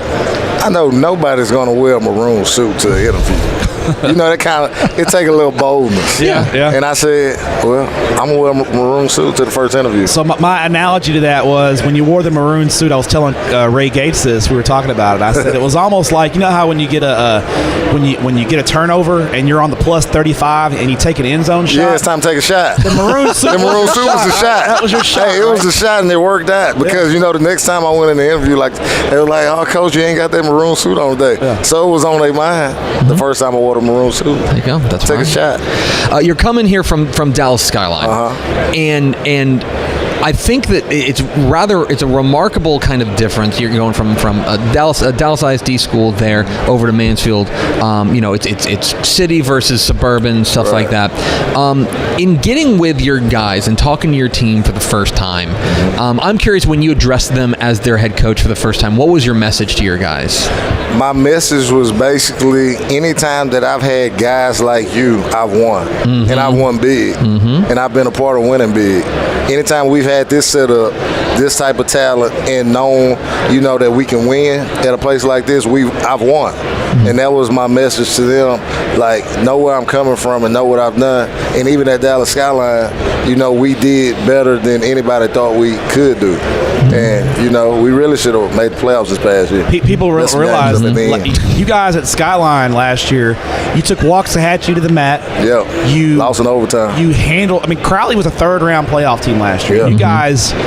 I watched that game on Texas Live. You guys made the Crowley announcer throw the headset down in the middle of the broadcast because you handled him so well. So you guys were a heck of a football team last year. So I think ball knowers knew that you did a great job at considering that there were some nights, I know, when you were at Skyline that first year, you were like, did I really do the right thing taking this job? Because you're a 6A program, there's like 18 kids in the off season. Yeah. That job turning it around, but how much did you learn about yourself as a coach going through those are tough times? Right. I mean, when you take a job, you know, you can't blame anybody that you take a job because you took the job. So I get there, it's the spring, I have 35 kids in spring ball, and I have 6 offensive linemen in the program. And you're having to play Duncanville and DeSoto. Yeah, in the program, though. You know what I mean? So, and it was just like, by the time my last year there, I think we had like 21 linemen in the program, offensive linemen. So you could see the growth, you could see the progress on all levels, and that we were coaching all levels too. And so that was a big thing I learned. Like, Skyline really helped me. You got to have a plan A, a plan B, a plan C, a plan D. Sure. You know what I mean? And so it helped with that. You take over a team that does bring back, you know, a fair number of big time playmakers. Yeah. Who is the guy right now on this team that you're excited for people to find out about? Who is the guy that is maybe the hidden, like, we can break some news here, the hidden gem, the guy that we're going to be talking about and be like, man, that guy ended up being that breakout star for the Wolves? I think we got him on both sides of the ball. If our quarterback coming off, he got hurt week 1 against Dallas Campbell. Broke his ankle. The second drive after they scored. They scored a touchdown, second series he got hurt. Yeah, he threw a glance route, scored. Second drive, he broke his ankle. Miles Davis, he's going to be a senior this year. When I got there, he was overweight, you know, coming off an injury. You could tell he really hadn't been doing anything. He was like 225 pounds. Right now, he's 205. So he's getting back at his playing weight. I want to get him down to 200, but I really think that that's a guy that if we can keep him standing up, that he's going to have a big year. He's going to have a big year, and people will know about him in the Metroplex. Obviously, you're used to tough districts, and District 3 5A Division 2 is deep and tough. A lot of good football teams in that district. I know you've had a chance to watch the tape of all of Timberview's opponents from last year. What's your read on how District 3 5A Division 2 shapes up? It's going to be a challenge every week. It's going to be a challenge every week. No week is going to be easy. It's a challenge. 9-team district. Good ball coaches, good football teams. You got Argyle, you got Colleyville Heritage, Mansfield Summit down the street, Arlington Kickoff, you know, the Colony. You know, I just got through talking. I just got through talking to Grapevine Coach Smith about, you know, talking about the district. We was up there eating at Coaches Outreach talking about it. So it's gonna be a challenge every week, and it always is. You know, a new team getting to know me getting to know them, and how quick can I get them going at the rate we want to play at a high level and make people reach our level. I want to talk a little bit about your playing days there at Iowa. We love watching Iowa football in the office. This is true. Really? Tepper loves Iowa. I love it. Play defense at Iowa. Because it's almost as if when I watch Iowa, I'm like, they're trying to see Can they win 7-0? What can we win 3-2? Can we hit the under? Can we hit the under? Can we hit the under? Every single? He's mashing the under. He's mashing the under every time, right? I can't say that. Can't out say loud. that out loud. No, I got you. You on company time? Maybe. Right. Like I imagine when you watch Iowa football, you're like, we're back in God's country. This is how it's meant to be. Yeah. Because you're a defensive guy. Exactly right. Play defense, play special teams, run the ball. And that system's been there, Coach Ferentz and those guys. Coach Ferentz been there since '97, I think. Those guys, that scheme and that scheme, same defense. Do you take some of those things with you as a coach? I did, and I would say from a philosophical way, I did early on. You can't do as much as we do in college, in high school for me, but like how we personnel things and things like that is how we did it at Iowa. And when I went to school there, we had a top 10 defense. And so it's some similar ways how I call defense is how my defensive coordinator, Norm Parker, did. Gotcha. Okay. Same way. Now, when you were at THSCA, we were hearing that you guys had a word of the day on the board. We did. Do you have a word of the day at Timberview? Have you taken Timberview, Skyline, we had word of the day. Timberview, our strength coach, we have kind of like a saying they say every day in there on the board that he puts together, so I kind of let him have his own staple on it. You did strength and conditioning as well. I did strength and conditioning, right. Okay. And so, THSCA said word of the day. We had it at Skyline, and our strength and conditioning coordinator here, Coach Davis, I kind of let him implement his board the other day. All right. I got one more question for Coach. Go for it. You are now Coach Ray Gates has told us that you and him are golfers together. So yeah, we play a lot together. Tepper and I are working on potentially. Oh yeah. We're workshopping it. The Tep and Step Open. Next year at coaching school, we're workshopping it. Big time. We got if you want to sponsor Tep and Step Open, call us. Can we get your early commitment to Tep and Step Open? And who is the best Texas high school football coach that's a golfer you've played with? Ooh. Y'all can get my commitment. I'm definitely a player. I played yesterday. That's a solid verbal. I actually played with Coach Stump yesterday. Okay. Who's better, you or Stump? Stump is better, and he really puts the ball well. He told me yesterday he hadn't played since last July, and he can still go out there and shoot, almost 81, 82 anyway. That's pretty good. Yeah. That is pretty without good. playing golf in a year. So that's pretty good. He's the best golfer that I play with that's consistent. Okay. Now, SMU head coach Rhett Lashley told us that he thinks he's maybe the best golfer in the state of Texas. But you said in the state. Well, from coaches, I think. I think Scotty Scheffler is probably the best. Yeah. Scotty by far, right? I would say you were saying, of course he is. He's a quarterback. Quarterbacks. It's typically like coaches as quarterbacks. It's like they the best golfers when you play. I don't know what it is. They're pretty good. You're working on your game though. I mean, my game is if you go play golf with me, you're gonna say, "Dang, he could hit the ball for a big guy. He can get the ball where you want for a big guy." I bet you can drive. I can drive the ball 160 yards out yesterday, last hole. I put it 5 feet from the hole, so let's go. I can get lucky at times. There you go. I can get lucky. Yeah. I mean, we're basically the golf guys of record here at Dave Campbell's. Okay, would you two stop? They don't know anything. They don't know anything. They call me Mr. Masters. So. Mr. Masters. That's right. Pickle is actually the golf expert. Coach Coleman, they are just lying to you. They're lying to you. On air. Pickle will play 18 with you, Coach. She will. She will. She'll play. So she'll play. She'll play with you and Gates. She big time. She's big time. For sure. He's big time. He's Jacody Coleman. He's the new head coach of the Mansfield Timberview Wolves. Coach, we so appreciate you making some time for it. We are so excited to see your boys in the fall. Hey, I appreciate y'all taking time with me. It's always good to see y'all. We'll see you week 6 against Seguin. That's the game. Week 6, you'll be there. I'll be there week 6 against Seguin. Bring the whole disc and everything, lights. Pregame. Well, I saw Coach Nicholson earlier. We'll get Coach Womack on that, and we'll have her talk to Pickle. How about people talk to your people? Yeah, have my people talk to your people. We'll make it happen. Yeah, all of us got bosses. You know what I mean? Mine's sitting behind him. And we'll bring Gavin out too. And gotta have Gavin. Get him out of retirement. Yeah, I want him to announce the game. Well, we can make that happen. Appreciate you, Coach. All right, thank you. Hopping on with us. There goes Jacody Coleman, head coach, Mansfield Timberview, hopping on with us. Excited to see what they do, and a lot of energy in that. And it's interesting. Again, he's taken over a program that has plenty of playmakers and good history. I mean, this is a team that went 3 rounds deep in the playoffs last year. Yeah, Timberview has been really strong in the past. They made a regional final run not too long ago, and super impressed with what Coach Coleman did at Skyline. I think non-football people will look at the record and go, well, he was 4-6 last year, but where that program was when he took it over, 0-10, 20-something game losing streak, to last year beating a third-round playoff team 31-0, taking Waxahachie to overtime. He had that program on the cusp, and I think he's going to do great things there at Mansfield Timberview. We are rolling here at Texas Football Today, live at the Texas High School Coaches Association Coaching School and Convention in San Antonio. Coming up here in just a moment, the new head coach of the Rice Owls will be sitting in the hot seat.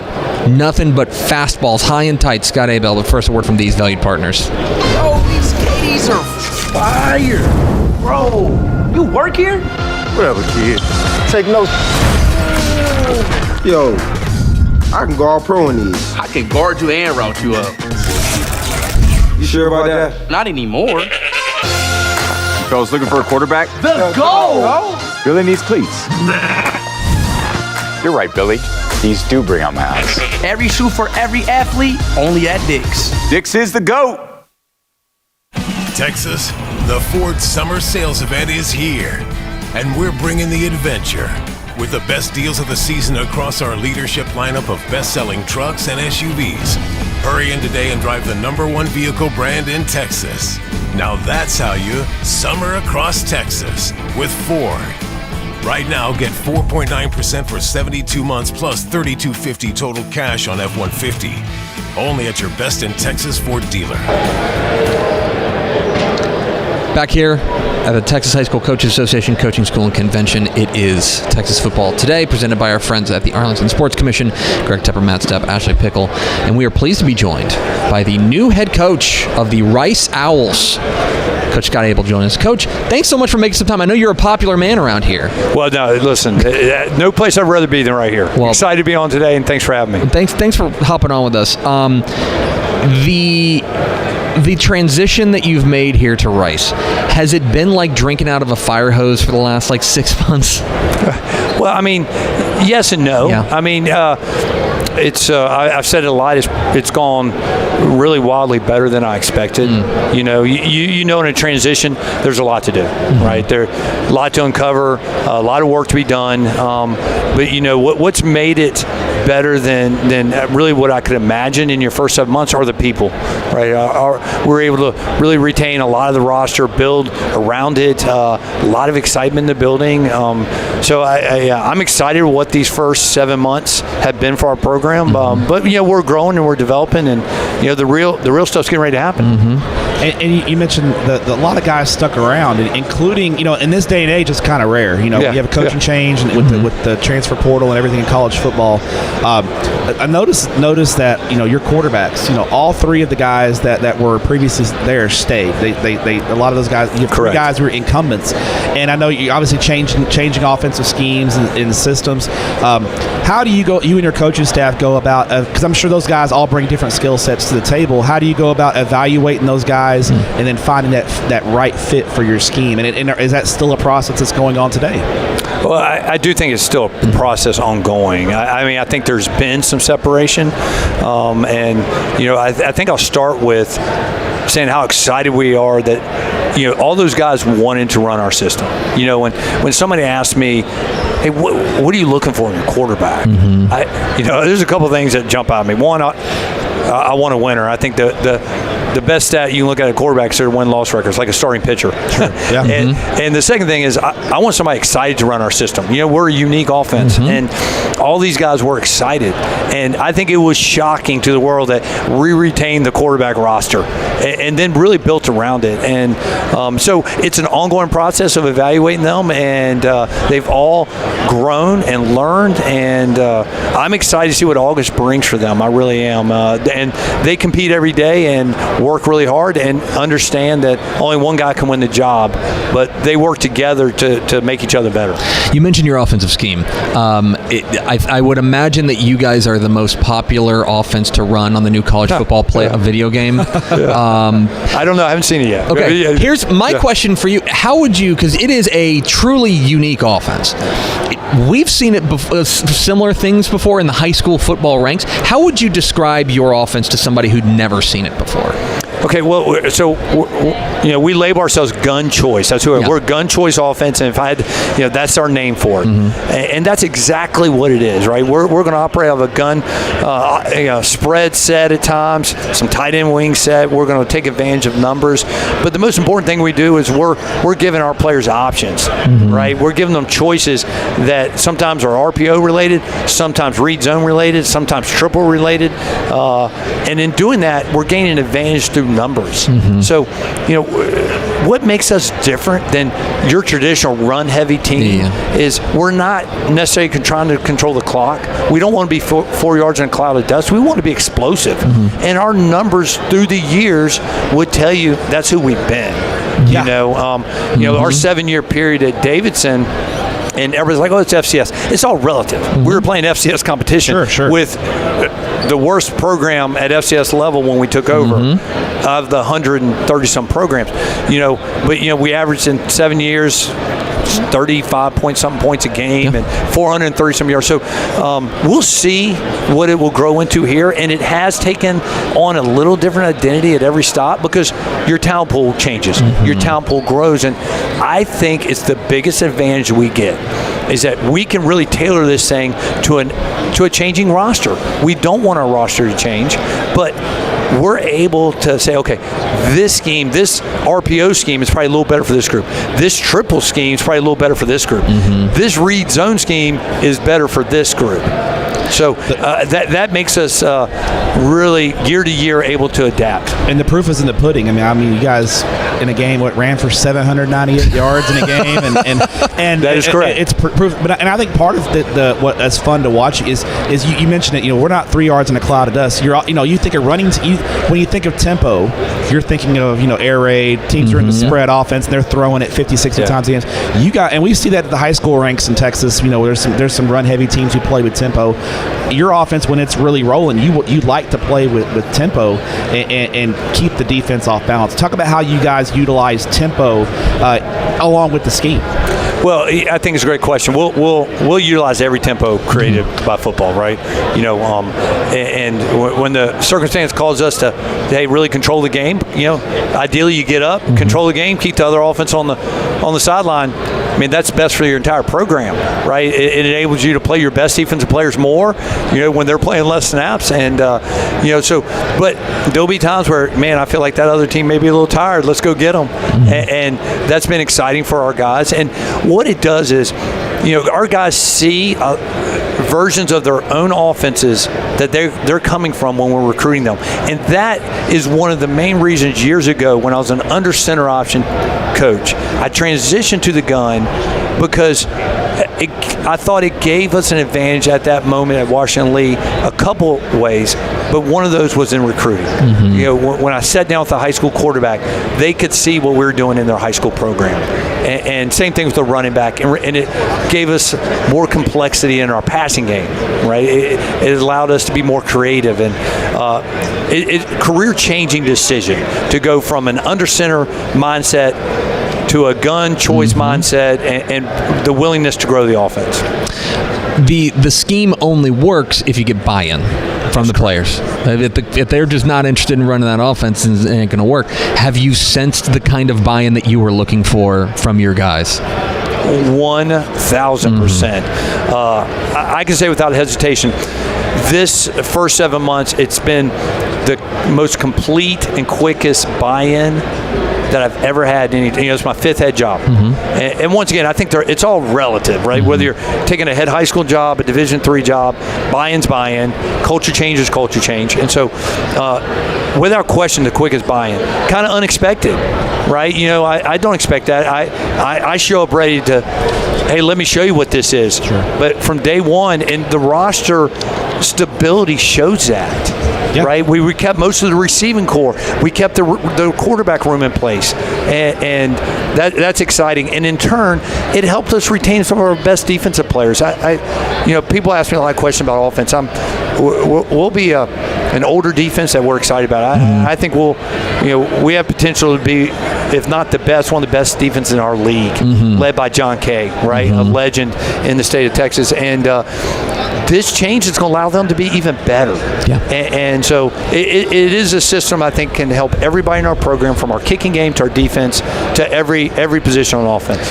You mentioned Coach K, a Texas high school football coaching legend, and your career, you started out your career as a high school coach, Sonny. You've been in the trenches, as a high school coach, and these guys here. This is a high school coaches association convention, and all these great Texas high school football coaches that are here. In your time, and you're not from Texas, you've been here recently.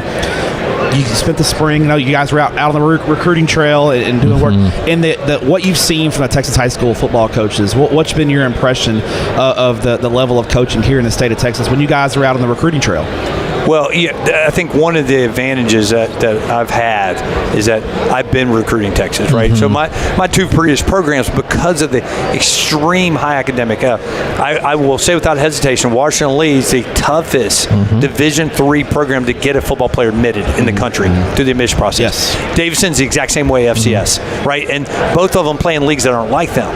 And so when you do that, you have to become a national recruiting program if you want to succeed. Got to cast a wide net. Right? Yeah, and it was one of the keys for us at both those places. It wasn't just about schematics. And so we've been in Texas. It was one of the places we were at every year.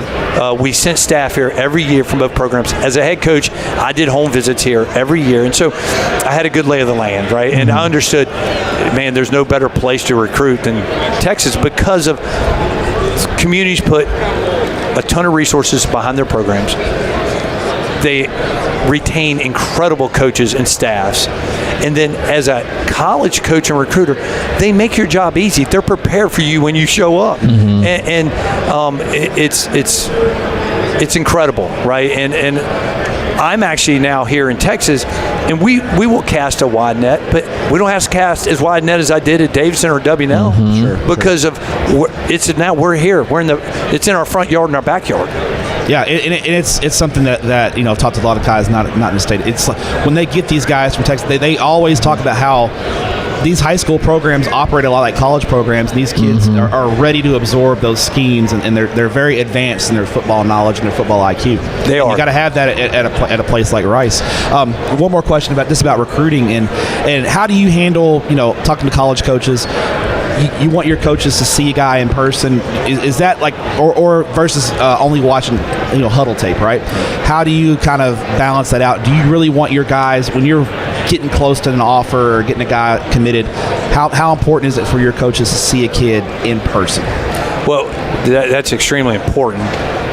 Maybe it's not always possible, right? So you do have to be flexible, right? You want every kid that you've offered that you want to come play for you to come to your campus, work out for your camps, but that's not always possible. It's not going to happen. So you got to be a good evaluator, and you have to be a good developer, right? And at Rice, as no different from my previous stops, we're not going to always get the 4 or 5 stars, or I would say rarely. Let's be clear, right? So our job is to find the 2 stars that fit who we are, the 3 stars that are difference makers for who we are in our program that fit Rice, and then develop them to be 4 and 5 stars, right? And that is that's the challenge, and I think guys who've grown up coaching at different levels get this, right? And I'm not the only guy. I'm not this anomaly of a guy who's coached high school football and now I'm an FBS coach. There's more guys than ever doing this, and John Kay's another one, right? Because you had to evaluate talent and put guys in the right spots because you couldn't go change your roster. So you didn't have the DBs you wanted. Okay, who on this roster can I scout out to play DB? And how do you scheme them? Put them in position to be successful. And then you have to develop that. And so I think it gives you a better eye for recruiting. And so, I think that helps myself and guys like Coach K develop younger coaches to recruit for you. And that's what we've done. But I'd like to see them, but not always possible. Sure. But our staff did a great job this spring of getting our guys on campus. I'll use the quarterback room, right? We have a quarterback commit. We only offered 3 quarterbacks this spring in our 2026 class. Got 2 of them committed. Yeah. Now one jumped for a money and a bigger offer for an ACC school. We actually out-recruited him out of the ACC world. Somebody doubled down on more money, which is going to happen, right? But, one of the other 2 that we'd offer was ready to jump on board. And that's a credit to our recruiting staff and our quarterback room and them being ready for that moment. And we had met all of them and seen them all in person, and so that's how we want to do business. And that's just an example of what we're doing. You are getting to know your guys, getting to know your 0-0 there at Rice. But let us in on a secret. Who is the guy that you're excited for people to find out about? Who is the guy on your team that you're like, man, I can't wait for this guy to be out there on Saturdays and people are going to be talking about? Break some news here for us. Who's the guy? Well, I got quite a few names, right? You're pinning me down to one. I know. Well, you give me a couple if you want to. Okay. Yeah, I'll start on defense, right? Todd Morse, and some people have heard his name, but they don't talk about him like they should. I want to be clear. I don't think there's a better linebacker in our league. I'm not sure there's a better linebacker in the state of Texas. Okay. Wow. Right? I've watched enough film. He's a heck of a player. He is a heck of a player. He will play on Sundays. Mark my word, right? He's that kind of guy. And then, another name I'm going to throw out on the defensive side, right, is a guy by the name of Blake Banish, who's interior D tackle for us, right? He's a guy that we retained that was going in the portal when I got here. We were able to keep him on roster. It's huge for us, right? Big physical guy, right? 340 inside, great feet. My man hit almost 20 miles an hour in a workout this summer. Think about that. Oh my gosh. 19 something at 3, unreal. Right? That doesn't seem fair. It seems fair for us. You ain't complaining. Yeah, that's right. On the offensive side, right? Quentin Jackson, Q-Jack, right? Yep. Kind of kind of a Swiss Army knife for the program in the past. Man, he is fit from offense in a couple different ways, right? It could be a huge fit. He's a perfect fit. It could be a breakout year for that guy, right? It really is. And then, I think another guy, right? Aaron Turner, who's a guy we attracted here, transferred from Cincinnati. Yeah. And, he's another similar type of guy. Can do a lot of things, right? Can line him up in the backfield. You can line him up in the slot. You can line him up out wide. Dynamic. They are both dynamic athletes who can run.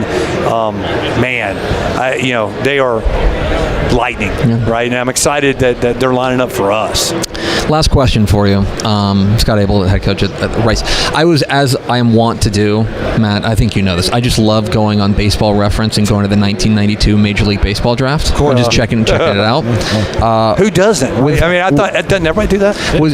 With pick 1,030, the 37th round, the Kansas City Royals select Scott Abel out of Longwood University, a catcher. Can you? So you were a catcher and third baseman, right? Is that just correct? A catcher. Just a catcher. Let's be clear. Okay, right. Just a catcher. Yeah, my short stint at third base was, hey, let's see if he can do something except behind the dish. Well, I was like a fish out of water. Yeah. Right. But that is the first time I've heard my announcement sound so professional. Hey, thank you. Right. I mean, it really was. I think it was a Tuesday afternoon in June. It didn't sound like that. No, it didn't. Well, because I don't know if you've ever heard the MLB draft. It's basically a conference call. It's essentially. Yeah. Now you were drafted ahead of Mark Bellhorn, who I believe is an all-star at one point. Could we you still got a glove? You still out there playing ball a little bit? I'm not. Okay. I'm not playing ball. I still have my glove. I still have my catcher's equipment. Right. It's kind of one of those sentimental things you can't get rid of. Yeah. Your tools of ignorance. I still have. So my claim to fame. I hit a home run my first professional at bat. Right. Wow, okay. Right. So you get drafted. You get sent out to your short A season team. My first pro at bat was a home run. This is easy. Right. It was my last home run of my life. Right. So I had a couple of injuries along the way. Spent some time on the injury list, which is never good in the minors. But no, I don't. I don't. I still have that bat. I look forward to one day having a grandson. I don't have one yet, but look forward to one day having a grandson I can play catch with. And, there you go. That's awesome. But, well, you'll just tell him, be like, yeah. I don't spend any time on the dime anymore. Yeah, Grandpa's a pro, by the way. I don't know if you know that. But I would say it's all worked out. Not the head coach at Rice. It is all worked out. You're talking about a guy who's lived multiple dreams, right? Yeah. I grew up being an athlete, and I wanted to play everything as long as I could. And baseball afforded me a chance to play a little bit after my collegiate life. But football was always my first passion. Loved it. Just wasn't as good as I was at baseball. And so the opportunity to coach football at the high school level I thought was a dream. Then the small college level, like, man, I'm living my dream. And here I am at Rice today, right? I'm a guy who wakes up every day knowing how fortunate I am, how blessed I am, excited to lead Rice University, Rice football. And I'm excited to be a part of this community. I'm wearing the ribbon. I don't want to get off without mentioning the folks in the Hill Country that have been just so devastated, And I wear this because, eerily over the last year, North Carolina lived through something very similar, not too far from us in Charlotte, and it just it's devastating. And I just want everyone out there to know that our prayers at Rice are with you guys. Our thoughts. We know devastation. Nothing we can say it's going to really make it easier. Just know that there are people behind you. Coach, well said, Coach. Coach, we so appreciate you stopping by and chatting with us. Thank you guys. Appreciate it. It's been great. Scott Abel, head coach of the Rice Owls. Go Owls. Thanks, Coach. There he goes. Scott Abel, head coach of the Rice Owls. Coach, we appreciate you, my friend. Thank you very much. Awesome. Very cool. I'm really excited about that. I think that. Did you know he was drafted by the Royals? I did not know that. Yeah. That's journalism right there. That is capital J journalism right there. That's what we do around here. Scott Abel is going to get Rice rolling, and that I'm telling you, that offense is going to be fun in that NCAA. It's going to be fun to watch. It's going to be fun to watch. If you've never seen it, the best comp I can make is probably Gunner. That's a great comp, actually. Yeah, the Gunner. Like the Gunner offense is going to be similar to that. It's Texas Football Today, live at the Texas High School Coaches Association Coaching School and Convention, presented by our friends at the Arlington Sports Commission. The big name guests continue to roll. The energy here, the electricity in the booth has increased. The crowd has increased. We are pleased to be joined. Matt Wilson is watching intently by the head coach, the Texas Tech Red Raiders. It's our friend Joey McGuire. Hey, Coach. Recommend. What's up, man? Oh, God. It's good to see y'all. I saw you last night. You were once again throwing a big party there at the Texas Tech Social. Thanks for inviting us. Yeah, we appreciate it. We swung. Y'all are family. Y'all know that. Y'all are family. We swung through. You guys looked like you were lighting it up, but that feels like it's just par for the course for this Texas Tech staff. That like this, I don't know. I mentioned the thing about him being the reason you go on a safari is to see a lion in its natural habitat. It feels like this is your natural habitat too. It is. Yeah. I mean, y'all know. I'll say it till the day I die. I'm a high school coach that gets to coach college football. It's my 31st coaching school, and I just can't wait to get around these guys. I mean, I'm a high school geek. You guys know that, man. I mean, I've got 3. I don't know how I got 3. I must have multiple subscriptions to Dave Campbell. I love that. I really do. So all of a sudden, I had 3 books show up. I gave one to my son. I gave one to my father-in-law, and I took one on vacation and read it from cover to cover. And y'all know.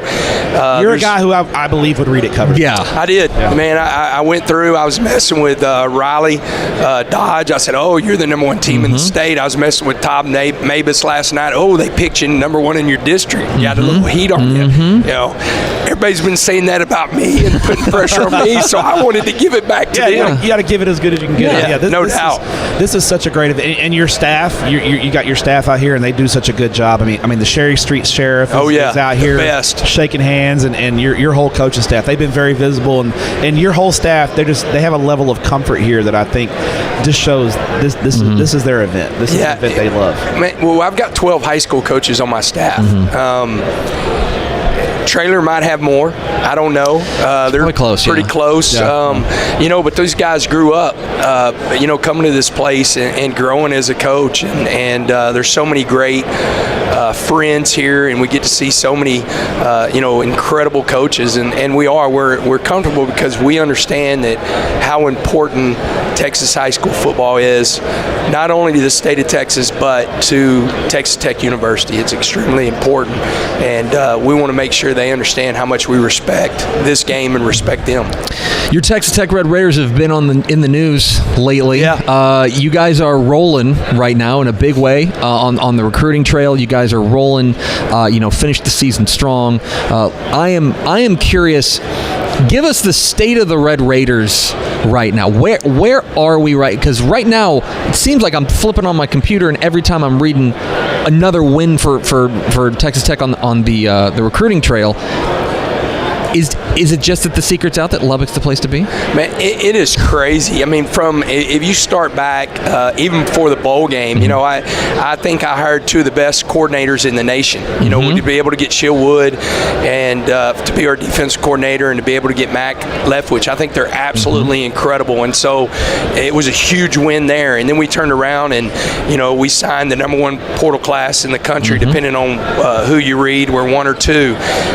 Those guys have come in and bought into everything that we're about. I said earlier in my interview, this is the third consecutive semester that our team GPA has been over a 3.0. We hold every GPA record in the 100-year history of Texas Tech. So you brought those guys in and you're going, hey, that you're thinking they're hired guns. No, they're great men. They're grown men that went to class and made great grades. So that shows you, the culture there. And then in the world that we're living in right now, to where we're sharing at the highest level revenue-wise, whenever you're ending those conversations, it's the last thing we talk about, not the first thing we talk about, the last thing we talk about in recruiting. Whenever we're sharing at that level, then we're having a lot of success. The things that you could recruit against us in the past, we're eliminating. We have one more to eliminate, and we need to do it this fall on the football field. But we have the best facilities in the country. I work in a football resort. It is absolutely incredible.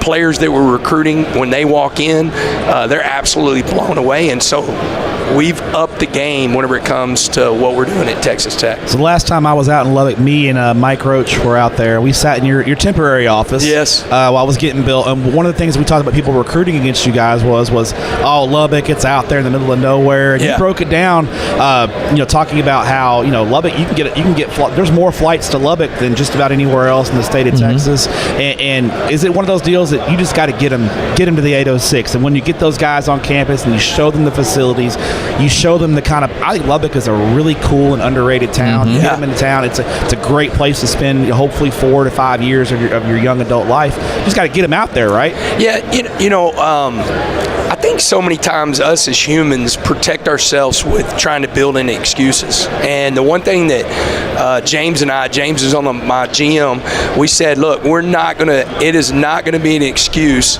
to not be able to get players out to Lubbock, Texas. In fact, it's easier to get them to Lubbock, Texas, because you can't fly to Stillwater, directly into Stillwater. You can't fly into Ole Miss. You can't fly into Norman. You're going to have to drive. So if you're going to have to drive, then either fly and get there faster to Lubbock or drive to Lubbock. It's still, whenever you think about it, what you're selling is the opportunity for the player to get his education paid for, play big-time football. And so we eliminated those excuses. The other thing, you're playing in a true college town. Anywhere you go in Lubbock, Texas, you're going to see the double T. Any restaurant you walk into, and in fact, if you have another logo on, somebody's going to call you out about it. And then you're playing in front of a true fan base. The last 3 years we've sold passionate. That the last 3 years we've sold out every game. We sold out all our season tickets again this year. I know OSU's already sold out. I think that we're really close to calling a couple other total sellouts. And so whenever those guys get out there, like you said, get them out there. But my experience as a high school coach, whenever I traveled to all these places, because I would load up a van and take guys to different universities whenever parents couldn't. And I would make those trips. I think it was an easy selling point to some of these parents, because I've been on those roads and say, well, if you're going to drive here, you can drive here. Sure. If you're going to fly and then rent a car to drive to another place, guess what? You can fly. Southwest goes up every 30 minutes to Lubbock, Texas, out of Dallas-Fort Worth, So we've talked about the talent that you guys have accumulated there at Texas Tech. There's a lot of buzz around Texas Tech right now. People are talking about it. Is there pressure? Is there pressure on the program? Is there pressure on you to go out there and, plain and simple, win a dang Big 12 championship? So a really good friend of mine, love him to death, and I know you covered his son because he played at Texas Tech, but Jack Richards, Jackson was the outside linebacker, defensive end at South Lake Carroll, absolute freak. Great player. Absolute freak. He sent me a text. They're both Red Raiders. He sends me a text and he goes, expectation, pressure, or opportunity is all a perspective. And to me, there is pressure. But there's a pressure in everybody in this building. Every single person in this building that's coaching, there's pressure because you get to keep your job by winning football games, right? And if you don't win football games, you're going to get fired. That is the reality of our business, no matter where you're at. I heard Jeff Traylor say, if I didn't win at Gilmer, if we didn't make a state championship run, everybody in that town was upset, right? It's on a different stage because of the number of alumni and everything like that. And I get that. But there's an opportunity here with what we've done at Texas Tech to do some great things. So I look at it that way. The one thing I do want my players to understand, and it's going to be one of the first conversations that we have on July 29th, is if you feel the pressure, control what you can control. And you can't control the outside noise. You can't control anything that's being said. What you can control is how you walk in that building every day and you practice to our standard. And if you do that, that day, you've won that day. And if there is outside noise, let me have the pressure. Let the coaches have the pressure. That's our job, to take it off of our players and let them go play and enjoy this great game of football. It's a great game for sure, Coach. I want to go back. I'm a high school. You're a Texas high school football coach. I'm a Texas high school football nerd. I want to go back. I want to talk about a football game that you coached in back in the day, and maybe it was a turning point football game in Cedar Hill's program history. Maybe, in my opinion, the most underrated game. Amen. I know what you're going to say. 100%. Tell me about the 2006 game against Garland High School at Texas Stadium. In my opinion, one of the greatest Texas high school football games that nobody talks about. Take me down memory lane. And what are your memories of that football game? Man, you know what? I'm going to tell you what's so cool about what y'all are doing is you have given the state of Texas such exposure of such great games that at that time people missed unless they were in the stadium. And honestly, I think it's one of the greatest games to ever be played in the state of Texas. Coach Jordan had an absolutely incredible team. There was a controversial possible fumble by the Cedar Hill Longhorns that we were able to recover, and we were able to keep the ball back, get the ball back. But it was a war. We got down 14-0. I'll never forget. Absolute war. Oh my gosh, they were so physical up front. Their offensive line, their defensive line, their linebackers, and we got down 14-0. I remember at that point, I'm on the sideline. I'm 34 years old, and I'm sitting there going, man, we've had a great run. Maybe we weren't ready for this moment. And Will Cole comes up to me. Cole. He pats me on the butt. I get emotional. He pats me on the butt and he says, "Hey, I got you, Coach." And I think he went 70 like he normally does. Now all of a sudden it's 14-7. Dustin Maddox, he's a defensive coordinator. Old Mad Dog. Yeah, Mad Dog. He makes a huge hit on they swing the running back. He reads it perfectly, makes a huge hit, changes the momentum, and then it's back and forth. But we end the game. They have first and goal from the 5-yard line. Francis. The last play, 4th and goal from the 1, was just sure. It's as good a play as ever in any level of football, high school, college, or pro, because they run toss. Running back gets his shoulder square. There's no way that running back shouldn't have gotten the end zone, except Chris Francis makes contact. His helmet's almost is all the way off. His chin strap's on his nose. He's bending, he's squeezing, and he holds him up enough, and then here comes the cavalry, and we stop them right there and go on to state. That was the state championship. Yeah, that was two best teams. Yeah, absolutely. One of the greatest football games I've ever seen in my life. It was unbelievable. And I'll tell you, and Riley would disagree because he was a player, and I know Todd would, but if we would have got to play South Lake Carroll, we were the best team in the state. Cedar Hill in 2006. I'll tell you this. I say this. I said it last night. I'm not saying we'd beat anybody that's ever played high school football because just the incredible teams. But on December 23rd at 2:30 in the Alamo Dome, we could have played with anybody that's ever played. That our guys were so geared up and so locked in. It was such an incredible feeling. All right, last question from me, and then we'll let you go. I know you've got the throngs out here who want to see you. We've all known you for a minute. How long have you known Coach McGuire? Since I was young. Coach McGuire is the first coach. I get emotional thinking about it. He's one of the. He had hair. I had hair. He was one of the first coaches. I was a young, slappy reporter who made me feel like I was something. I think I've known you for 15 years, right? Is it weird being a celebrity? Because I gotta be honest. Like you'll pop up on Sports Center, and I'm like, what are they doing talking to Joey? Yeah. He texted me during the Meridian highlights on High School Scoreboard Live. Like what are they doing talking? Is it weird being a celebrity? Well, first, I don't think people understand. There's nobody in this nation that loves high school football more than me, and I think I prove it every Friday night where I'm texting y'all or trying to FaceTime y'all when y'all are on air. Or in the middle of shows, it doesn't matter where we're at. It's high school football related. You're interested in it. If we're in Lawrence, Kansas, playing that Friday night, my computer's hooked up, and I've got a group and we're watching the highlights. When we go to the movies, I have my app. In fact, you remember a couple years ago, the app was kind of screwed up, and I'm texting you. I'm wearing. I do remember that, Coach. We blame Tepper. So it's humbling. And my wife and I, who's another high school football geek, we really keep each other in check. Like, she keeps me in check a lot.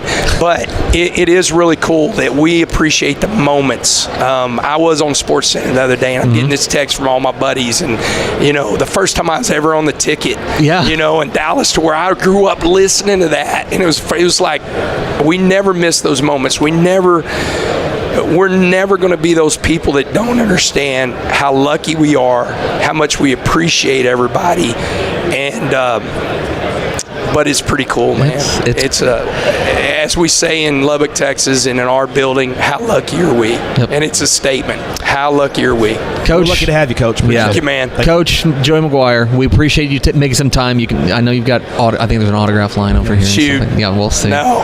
Yeah. These are his people. I just want to shake hands and hug my buddies, man. Everybody, you're either starting on the 30th for college, or you're starting on the 4th for high school. Guys that didn't have spring football, you're starting on the 11th. It's here. Yeah. It's here. Coach, we appreciate you making some time for us. You bet. Right. Thank you, guys. There he goes. Joey McGuire, head coach of the Texas Tech Red Raiders. Join us here in Texas Football Today, live from the Texas High School Coaches Association Coaching School and Convention, presented by our friends. Thanks, Coach.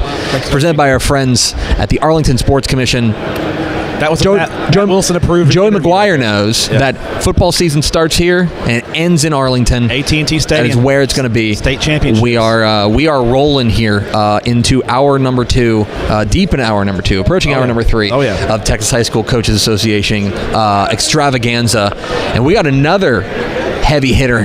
We got a heavy hitter. We got an undefeated head coach. Yeah, an undefeated head coach. All these other guys have lost games. This guy's never lost a football game. In the hot seat. That's right. We're pleased to be joined by the new head coach of the Bishop Badgers, Coach David McHugh. Coach, good to see you, my friend. Yes, sir. Good to see you. Thanks for hopping on. Joey McGuire was your warm-up actor. Yeah. I told him I appreciate you coming out and warming the crowd up for me. Yeah, you're the. I'm sure all these guys are here to see me talk now. No, he's the lead-in. Yeah, you know what I mean? It. Yeah. Yes, sir. This is he mentioned undefeated as head coach. You're taking over there at Bishop. When you got the call that it was going to be you to get in the big chair there at Bishop, can you take us through what your reaction to it? Man, I think just the opportunity. Obviously, anytime you get an opportunity to interview is a big deal, especially at my age. I felt like I really went in and I did what I needed to do in the interview process, and I was just kind of me. And when they gave me the call that night, I interviewed at like 11 o'clock, and they gave me a call at about 6:15 and said, "Hey, you're our guy." It was like a whirlwind of like thoughts. Like, of course, everybody's like, I'm ready to go. But, I think that just the opportunity to be blessed to be able to be in that position at my age and I was thankful, and I was like, I'm ready to go, and I'm ready to take over this team and this program and be a part of this community. So I would say 2024, 2025 has been, I dubbed it the year of the McHugh. Yeah. Because you became a head football coach. Yeah. Your brother Matt had a great year at Crowley, offensive coordinator at Crowley last year. The guys went to the third round of the playoffs. He's now off to the big time there at SMU, doing great things. But the real star of the McHugh family is your lovely wife, who I believe took her Sitting Lady Pirates to a deep playoff run as well. So it's been a big year for the McHughes. It's definitely the year of the McHughes. Yeah, it was. She had a huge year and won the most games in school history. She graduated from Sinton too, so it was a big deal for her. Sure. Her first year as a head coach, 25 games, lost in the third round of the playoffs. They graduated one girl, so they should be back. I told her there's a little bit of pressure in that. Yeah, there's a little pressure on you now. Because that's it. I think you got to take Bishop at least to the regional finals. That's right? it. I told her. That bar high. Actually, do you want to change headsets and put her on? Yeah, no, I probably should might be better. I figure we probably get more views if you let her speak, anyways. Let's talk about the build here at Bishop. You're taking over a team that it's been to the playoffs past 5 seasons. Yes, sir. But I think there's the belief that there's another level, that there's levels to this thing, and then that you can take that jump.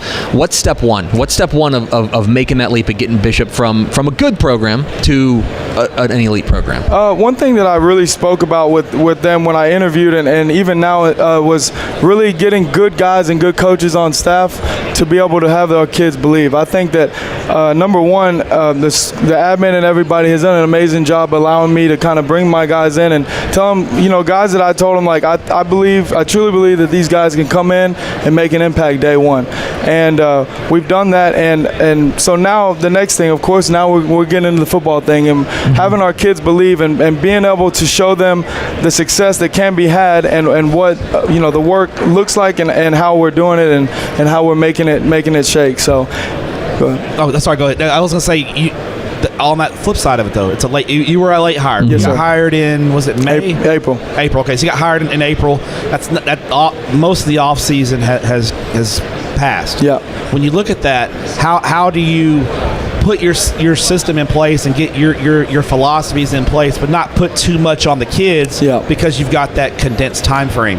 A lot of that was really getting in and from day one just kind of showing who we are, what the standard is, and making them believe in that. Obviously, they have ways that things are done before, and kind of telling them and explaining those kids like how much we care about them, what our plans for them are, and then showing them that this is the work that it's going to take up to this point. It is late, and to be able to turn that over and really build an impact with those kids, it had to start now. And that was something that I think that they did a very, very good job of. Those kids in the community, immediate buzz, and it was like, hey, let's go. We don't have any time to wait and kind of sit around and enjoy our time. Like it's back to work day one.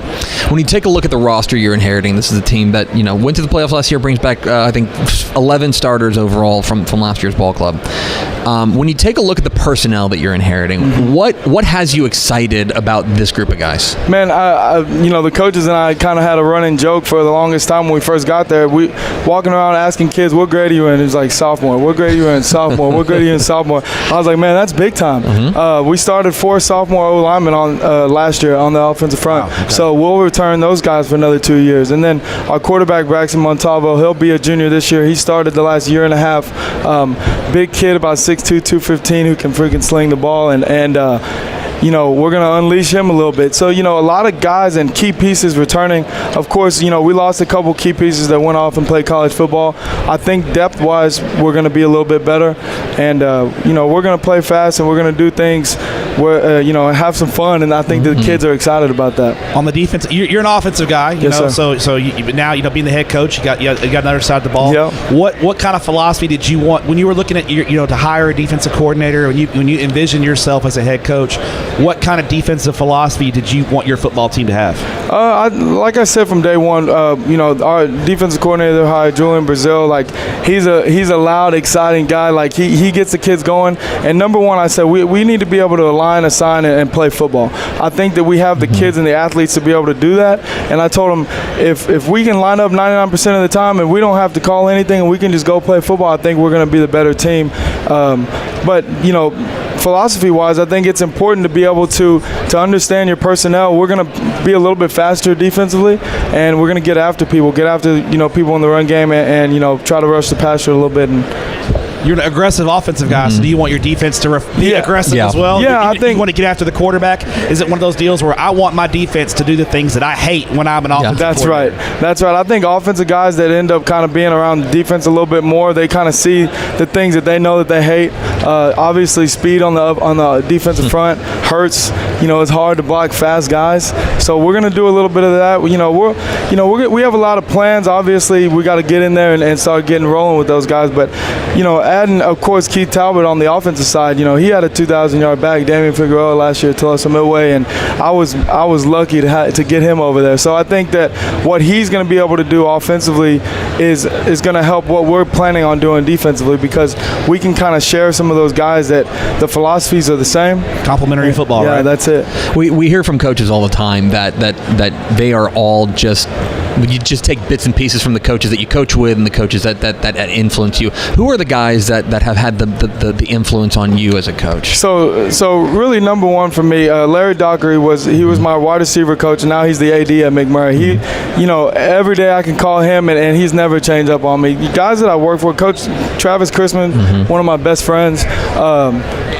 Being able to work with him the last couple of years has been a big time thing for me, because he's kind of showed me the way and the operations and doing things and really getting the guys to play hard and play for him. And then oddly enough, Coach Troutman over at Sinton, even though I was over at Ingleside, Coach Troutman is another one who's one of my best friends, and that intensity that he brings on the football field, he does at the house, and he brings that intensity in everything he does. I've always thought him as a real low-key guy. Yeah, he's kind of low-key, just a little bit. But, and he's always he wants to make me better in every opportunity he can. And so I've leaned on him, and I told him, well, I'm going to ask you questions. I'm going to, lean on you for that stuff. And so those guys are really guys that have helped me get to where I am today, and are going to continue, I know for a fact, continue doing that as I move forward with this job.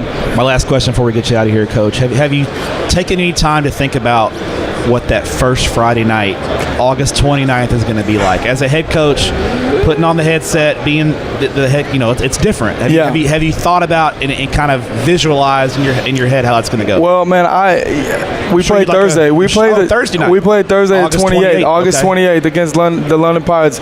Man, I think it's going to be a surreal feeling for me. Obviously, you have a dream and a goal that you want to try to set for yourself, and I may look at the crowd a little bit, get excited. I did tell my wife I may run out of the tunnel with a badger on a leash. I haven't decided just yet, but if you do that, I might show up for that. Yeah, no, I got to be honest. That feels like a legally binding statement. I'm gonna need you to do that. Yeah, one of my coaches you may want to use first. Though. Yeah, we'll have to.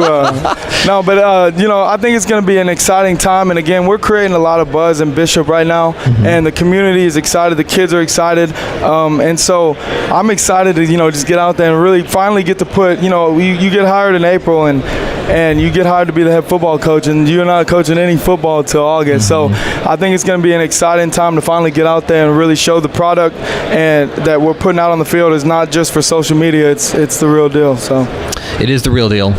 It's David McHugh, the new head coach of the Bishop Badgers. Coach, we so appreciate you making some time, and we are fired up to see that Badger on a leash. Yes, sir. Yes, sir. Coach. I appreciate you guys having me, Thanks, guys. Man. Yes, there sir. he goes. David McHugh, head coach. The Bishop Badgers join us here at Texas Football today. A live appreciate Badger you, Coach. Sounds, they go, pretty awesome. Listen, by the way. But Badgers are not very docile. Can I tell you though?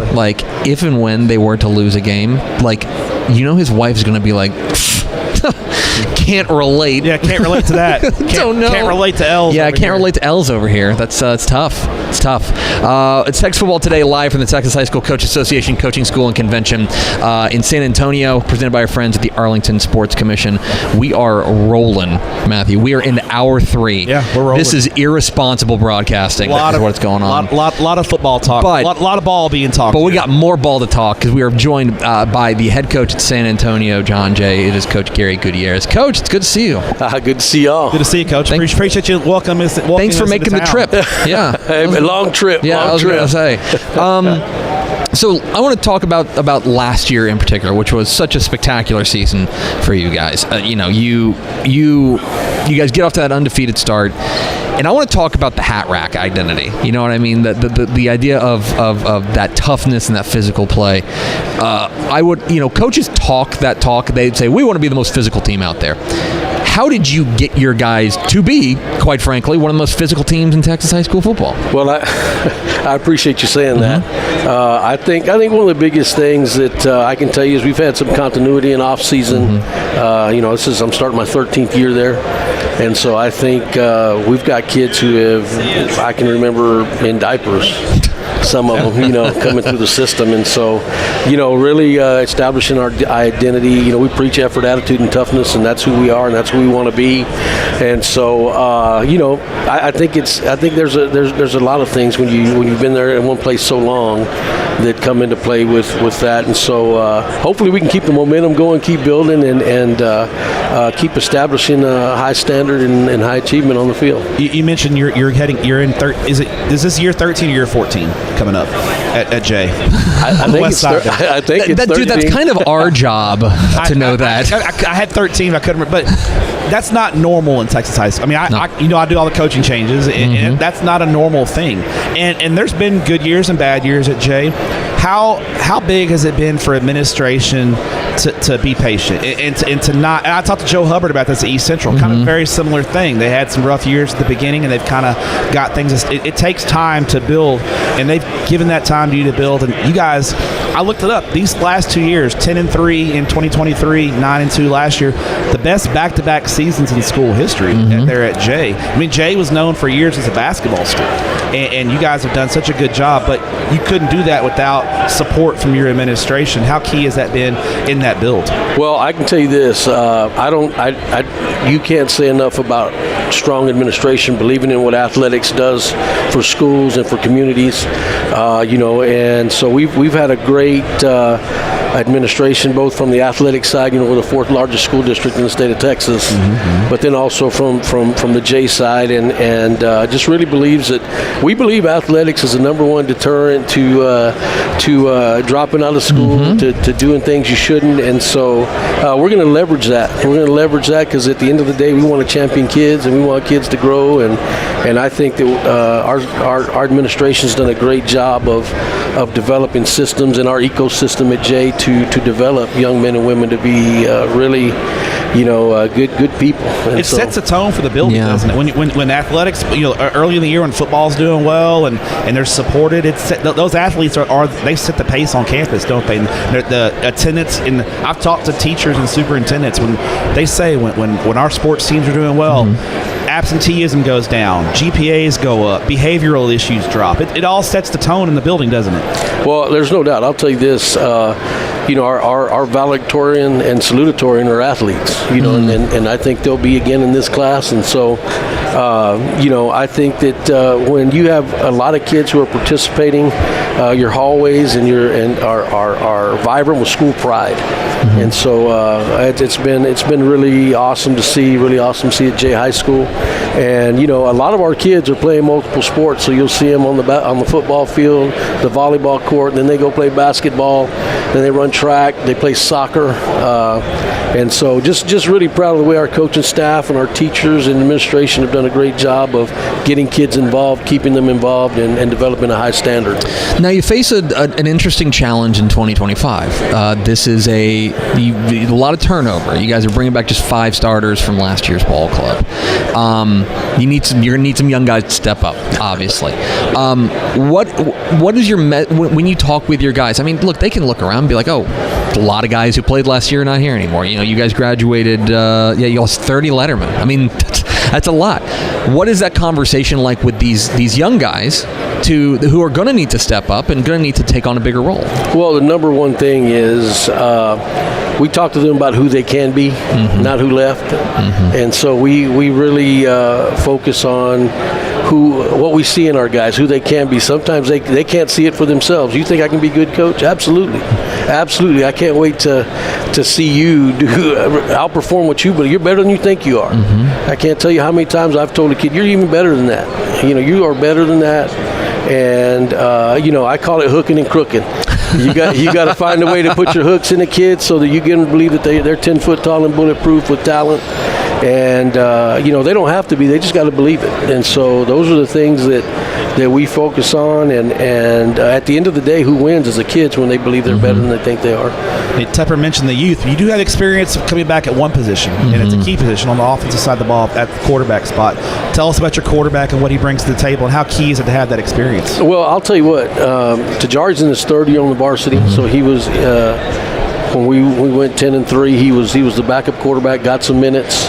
But he is a super kid, hardworking, and smart, and he's done a great job in the off season of really honing in on him. And I think as kids mature and as they gain age, they start to figure out who they are and who they're going to become. And so I'm super excited for him. I can't wait to see. We had this conversation today, this morning, about I can't wait for him to get on the football field, because he's going to get to see that his hard work pays off. And so super excited for him. I want to talk about San Antonio high school football kind of writ large. Smithson Valley going and winning a state championship, was a pretty seminal moment, I think, for San Antonio, which is, not been able to get over that hump. When it comes to San Antonio high school football, I'm curious from your perspective as a guy who's been around here, what it takes to get over the top, knowing that you're going to have to run through the Austin area schools. You're going to have to run through some good Valley teams and stuff like that just to get to a semifinal.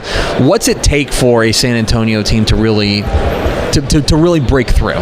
Well, I'll tell you this. I think as you get deeper in the playoffs, there's a lot of things that come into play. Depth is definitely one of them. Health. Staying healthy. Everybody, as you get deep into the playoffs, you're trying to practice the right way, keep your guys from getting hurt and things like that. But I'm going to tell you this: a lot of it, once you get deep in the playoffs, you got to have a little luck, and you got to have a little luck, because ball's got to bounce your way. But I think San Antonio fired up. Smithson Valley won it. I think they'll have a chance to do it again. I think the biggest thing is just keep chipping at the concrete, and keep plugging. Now, you guys, talking about the Smithson Valley being in 5A, you guys were 10-3 in 6A in 2023. Realignment comes, and you drop to 5A, and people from the outside looking in, or maybe even some of the kids are like, oh, we're dropping to 5A, it'll be okay. But your district's tough, and you play a lot of good football teams. What was your message to your guys just about, hey, just because we're dropping to 5A from 6A doesn't mean anything's given to us. We still got to play good football. Did that conversation come up at all? Well, I think it comes up more with the parents than it does the kids, But our biggest thing is we got to perform to our best, to our standard. It doesn't matter who's across the field from us, who's on the schedule. We got to do hard better, and we got to perform well. And so those are things that we preach. And like I said, who's on our schedule, A's, none of that matters. It's about when you're on the field, high performance. People thrive watching in a high performing team. And so that's who we got to be, and that's what we preach. I do want to ask you specifically about District 14 5A Division 1. The Southwest, obviously a terrific year last year. You guys a great year. South San, Southwest Legacy, right? You even, I think there's a resurgent Laredo Nixon team and stuff like that. When you take a look at 14 5A Division 1, we have our own dumb opinion in the magazine. You can read it at TexasFootball.com. Please read it. Please read it.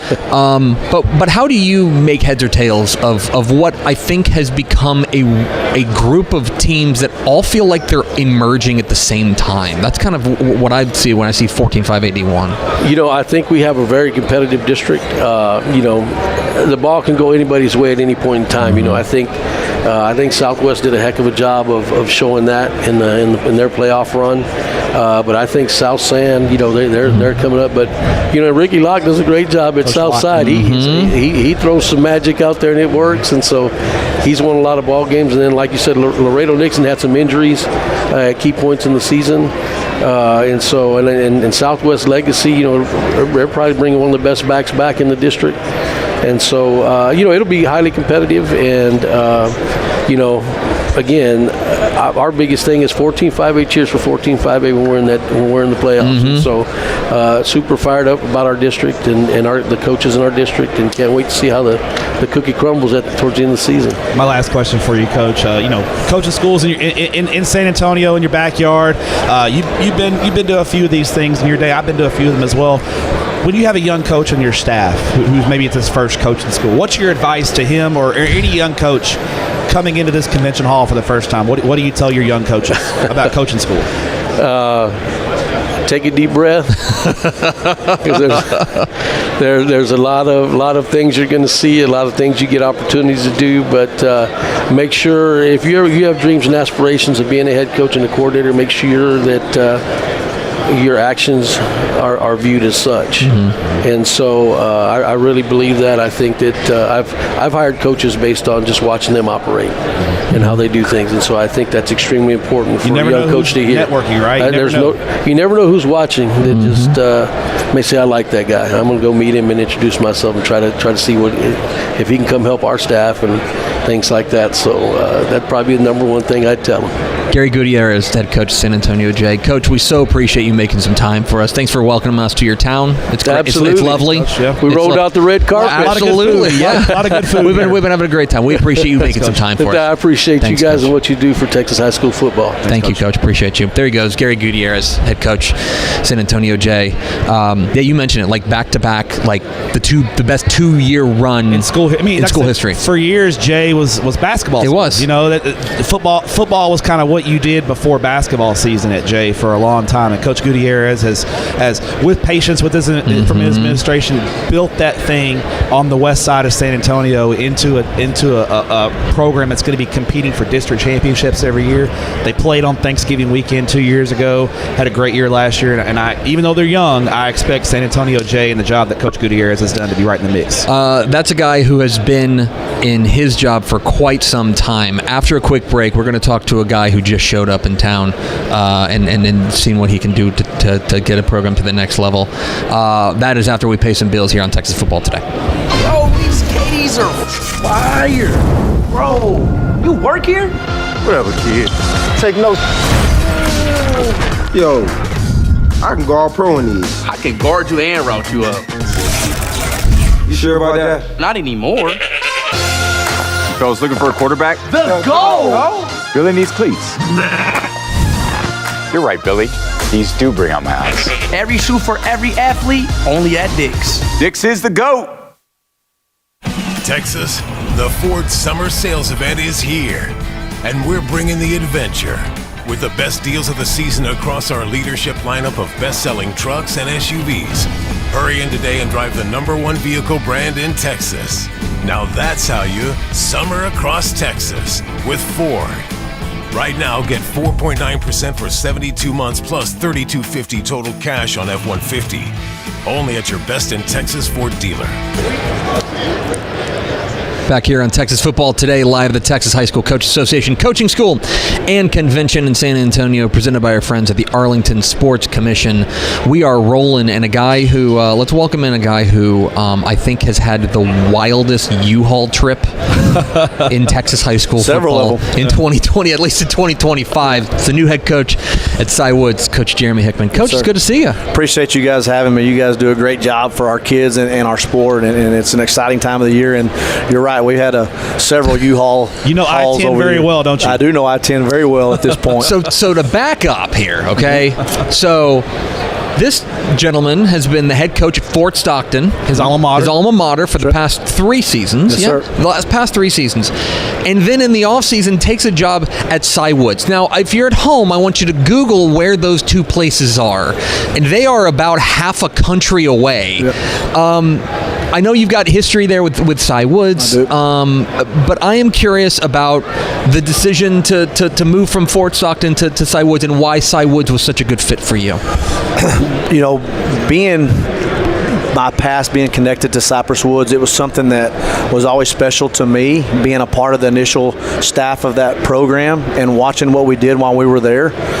Coach Jones was an amazing mentor of mine, and I worked with him for 15 years. And so there's two jobs that I really always thought very highly of, and being in that position that I was at and Cy Woods came open, it just brought back a lot of memories to me. And Cy Woods have always been something special. I've referenced Cy Woods many times. The things that we do, the things that I've done up until that point have been a Cy Woods, rooted in those things. And so with us getting that opportunity to come back and coach at Cy Woods and get back to a place that I genuinely, deep down in my heart, love. And I love Fort Stockton as well, so don't get me wrong, but there's a passion and that desire to really make that place special, and I really feel Cy Woods is a special place to me, and it always has been. Because I do have to mention this.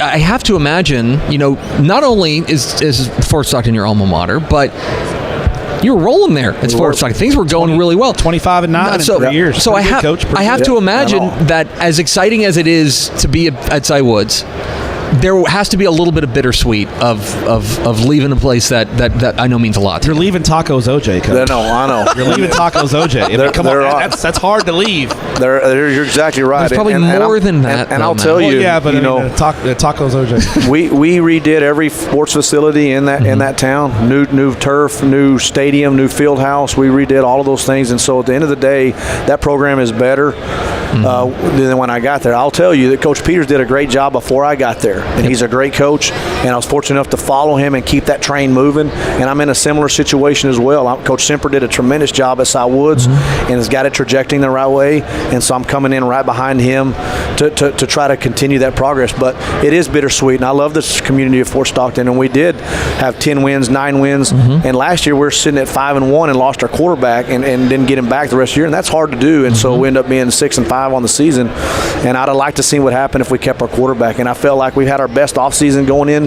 this year, and I really like the talent that they have, but it is bittersweet, but I am excited to be a Cy Woods Wildcat. It's a special place in my heart. I think every coach will tell you if they can leave a place better than they found it, they did their job, and I think you did that at Fort Stockton. It's better. You left it in better shape than you found it. No doubt. And I know you want the next guy to do that as well. Absolutely. Looking at now, this is your second head coaching job, so when you go to Fort Stockton, you're a first-time head coach. You probably learned some lessons, a lot of them, on how to do things. How was this transition for you, and what lessons did you learn, and how have you grown as a coach going into this second head coaching stint?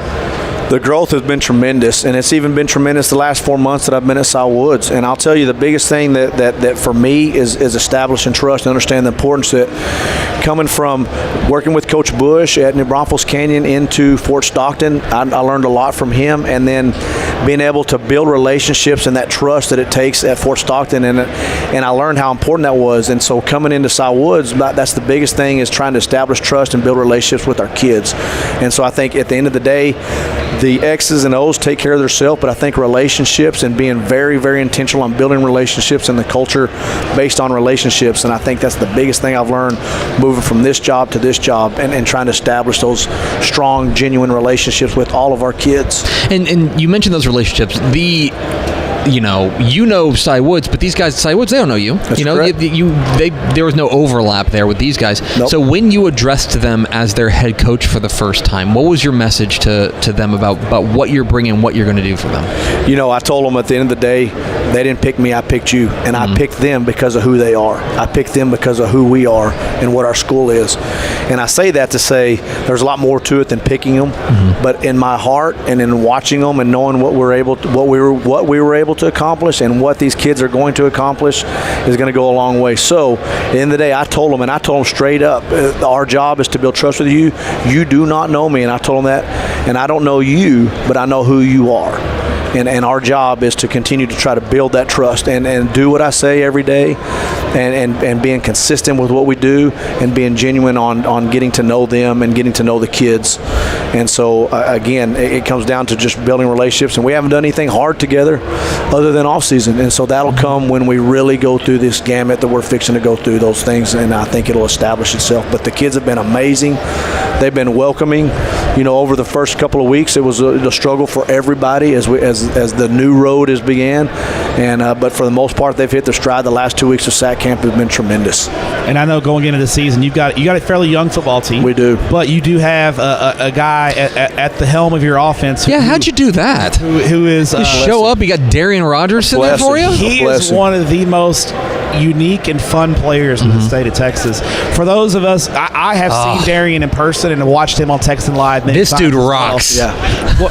You've coached him a little bit in off season, and you've watched a lot of tape on him. What makes Darian a unique and special player? What makes Darian unique will never show up on film, other than he's a football playing dude. That's it. But what makes Darian unique is his personality and his positivity and his leadership. He's a natural leader. People follow him. And from the first day I stepped on campus, I called him in my office, and we've established a great relationship. Darian Rogers is a special football player. He can make every throw that you need to make. He's very competitive. He brings the best out of his teammates. But at the end of the day, that's a football player, and I'm glad he's on my team, and I'm glad he's our leader. Just watching him in 7-on-7, that is a guy who has command of that huddle. Yeah. He does. Those kids, you mentioned they follow him. They do. When he says something, he's got the attention of his teammates. And I think over the course of my time being here and us meeting together, and Coach Conjura coming in and building a relationship with him as well, has really helped him understand that, like, where he goes, we're going to go. And he's got to be conscientious of things that he says, the things that he does, and he's done a great job of putting those things together and being a leader. And just the other day, we had a super hard workout, and in the middle of it, we were facing a little bit of adversity, and he steps out in front of the team and addresses them, goes right back, and we go to work. And it's been, those things go a long way. One day we were running some conditioning drills, and we're teaching them what 212 is, and that means, when we're say 10 yards, it really means 11 or 12. And so we were running 20-yard sprints, and one day he backed up and said, we're going to go 212, and he backed up to 25. And if you know Darian, he doesn't like to run. He can, but he doesn't like to. And then everybody else backed up to 25 yards, and he gave 5 extra yards of effort at that point. So he has that in him, and he's a special kid. Yeah, but before we move on from Darian Rogers, because I could talk about him, he's one of my favorite players in the state. Me too. I feel like we are burying the lead. Darian Rogers is listed at 5'11", 240. That's right. Our thick king, slinging it back there. That dude rocks. And he does say that you said he doesn't like to run, but when he does run, he does. Man. He can run with a purpose. No, he can run. He can run. He will run you over if he needs will. to. And I know that. And we've talked to him a little bit about that after watching film. We need to make a few more business decisions coming into that. Let's talk about, because you're a defensive guy. Let's talk about your defense and what you're inheriting. A dynamic, if a little bit young defense. Very much. With a high ceiling. When you take a look at what you've got on the defensive side, what has you excited about them? The tenacity that the kids are practicing with, the details that they're doing. I'll tell you I've got me super excited. The last couple of weeks, our kids have attention to detail and knowing exactly what we're doing, the importance that they're showing every day on trying to get better. And so I've seen the growth of them from that side of it. We're replacing some really good football players on defense. Our guys up front, some linebackers, were really, really special. But we've had some guys step up and get after it. But I'll think at the end of the day, Coach Herman and our defensive staff have done a good job of teaching our kids. And I really, really feel good going into fall camp where they're at. And I feel like we're a little further ahead than what we initially thought, because they've put so much ownership in learning, watching film, studying the things that we're putting on them, and then challenging them daily, and they accept that challenge and answer the call every day. Coach, I want to take a little more serious note.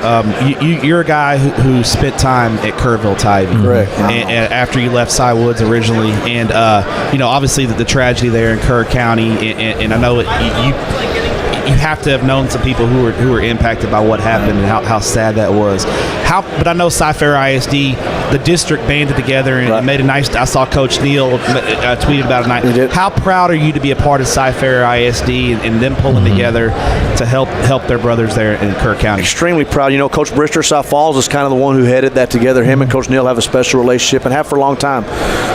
Coach Brister kind of got the ball rolling, and then Coach Ament, our associate AD, kind of helped us out there, and then we all pulled together. But it was really special, and our kids really kind of came through and really helped put some things together to help that community, especially the community of Ingram and Hunt, that really took the brunt of that, and it's been devastating. It's absolutely devastating when you look and see those things. I know you're always proud of the wins and losses, but to see your kids, not just football players, but the kids at Cy Woods, come together like that had to just make you. It was. We proud. had basketball players, we had softball girls, we had all types of sports. Volleyball girls bring those cards and pull them together to help other people. And again, at the end of the day, that's what 212 is, and that's what the way we treat people. Everything we do is to go above and beyond to help others. And so you saw that with Cy-Fair ISD and our Sidewoods community as well. Yeah, it is remarkable to see this the Texas high school community really pull together in a time like this. I don't want to let you go without asking you about your district 16 6A. Get your tiebreakers ready. The good thing is it's like nice and easy. Wait, hold on. I'm sorry. I'm misreading that. No, it's not. It's one of the most brutal districts. Oh, exactly. Top to bottom in the state. So many good football teams, good coaches and players, and evenly matched too. It is. Every game is going to be a battle. And then back in the early, the 2010s, 2011s, it was like that as well. It was every single game a game of inches, and we're back to those margins at this point. Every year before the playoffs, like week 9 or week 10, me and Tepper, let's get our Cy-Fair tiebreakers out. Yeah. Let's figure out how they're going to break three-way shades. ties. What's the point cap? We know we have to, because we know it's almost a given in 16 6A. There's going to be a 3, a 4, or a 5-way tie for a playoff There's spot. no doubt. It's been that way a long time. And I'll tell you, we've got some great coaches in our district, and we've got some great football players in our district, and it will be a gauntlet of games for the last 5 weeks of the season, 6 weeks of the season. There's no doubt about it. Every game, Thursday, Friday, or Saturday, could go any direction, and it's those things, and we've got to be able to, from the Sidewoods standpoint, we've got to be able to stay focused and understand that it's just we got to get better every week, and our district is not sneaking up on anybody. There are some really, really good football teams. And it strikes me that at least part of it is that there are no secrets between y'all. Like y'all all know each other's programs inside and out. Like the Cy Ranch staff knows about what Cy Woods has and stuff like that.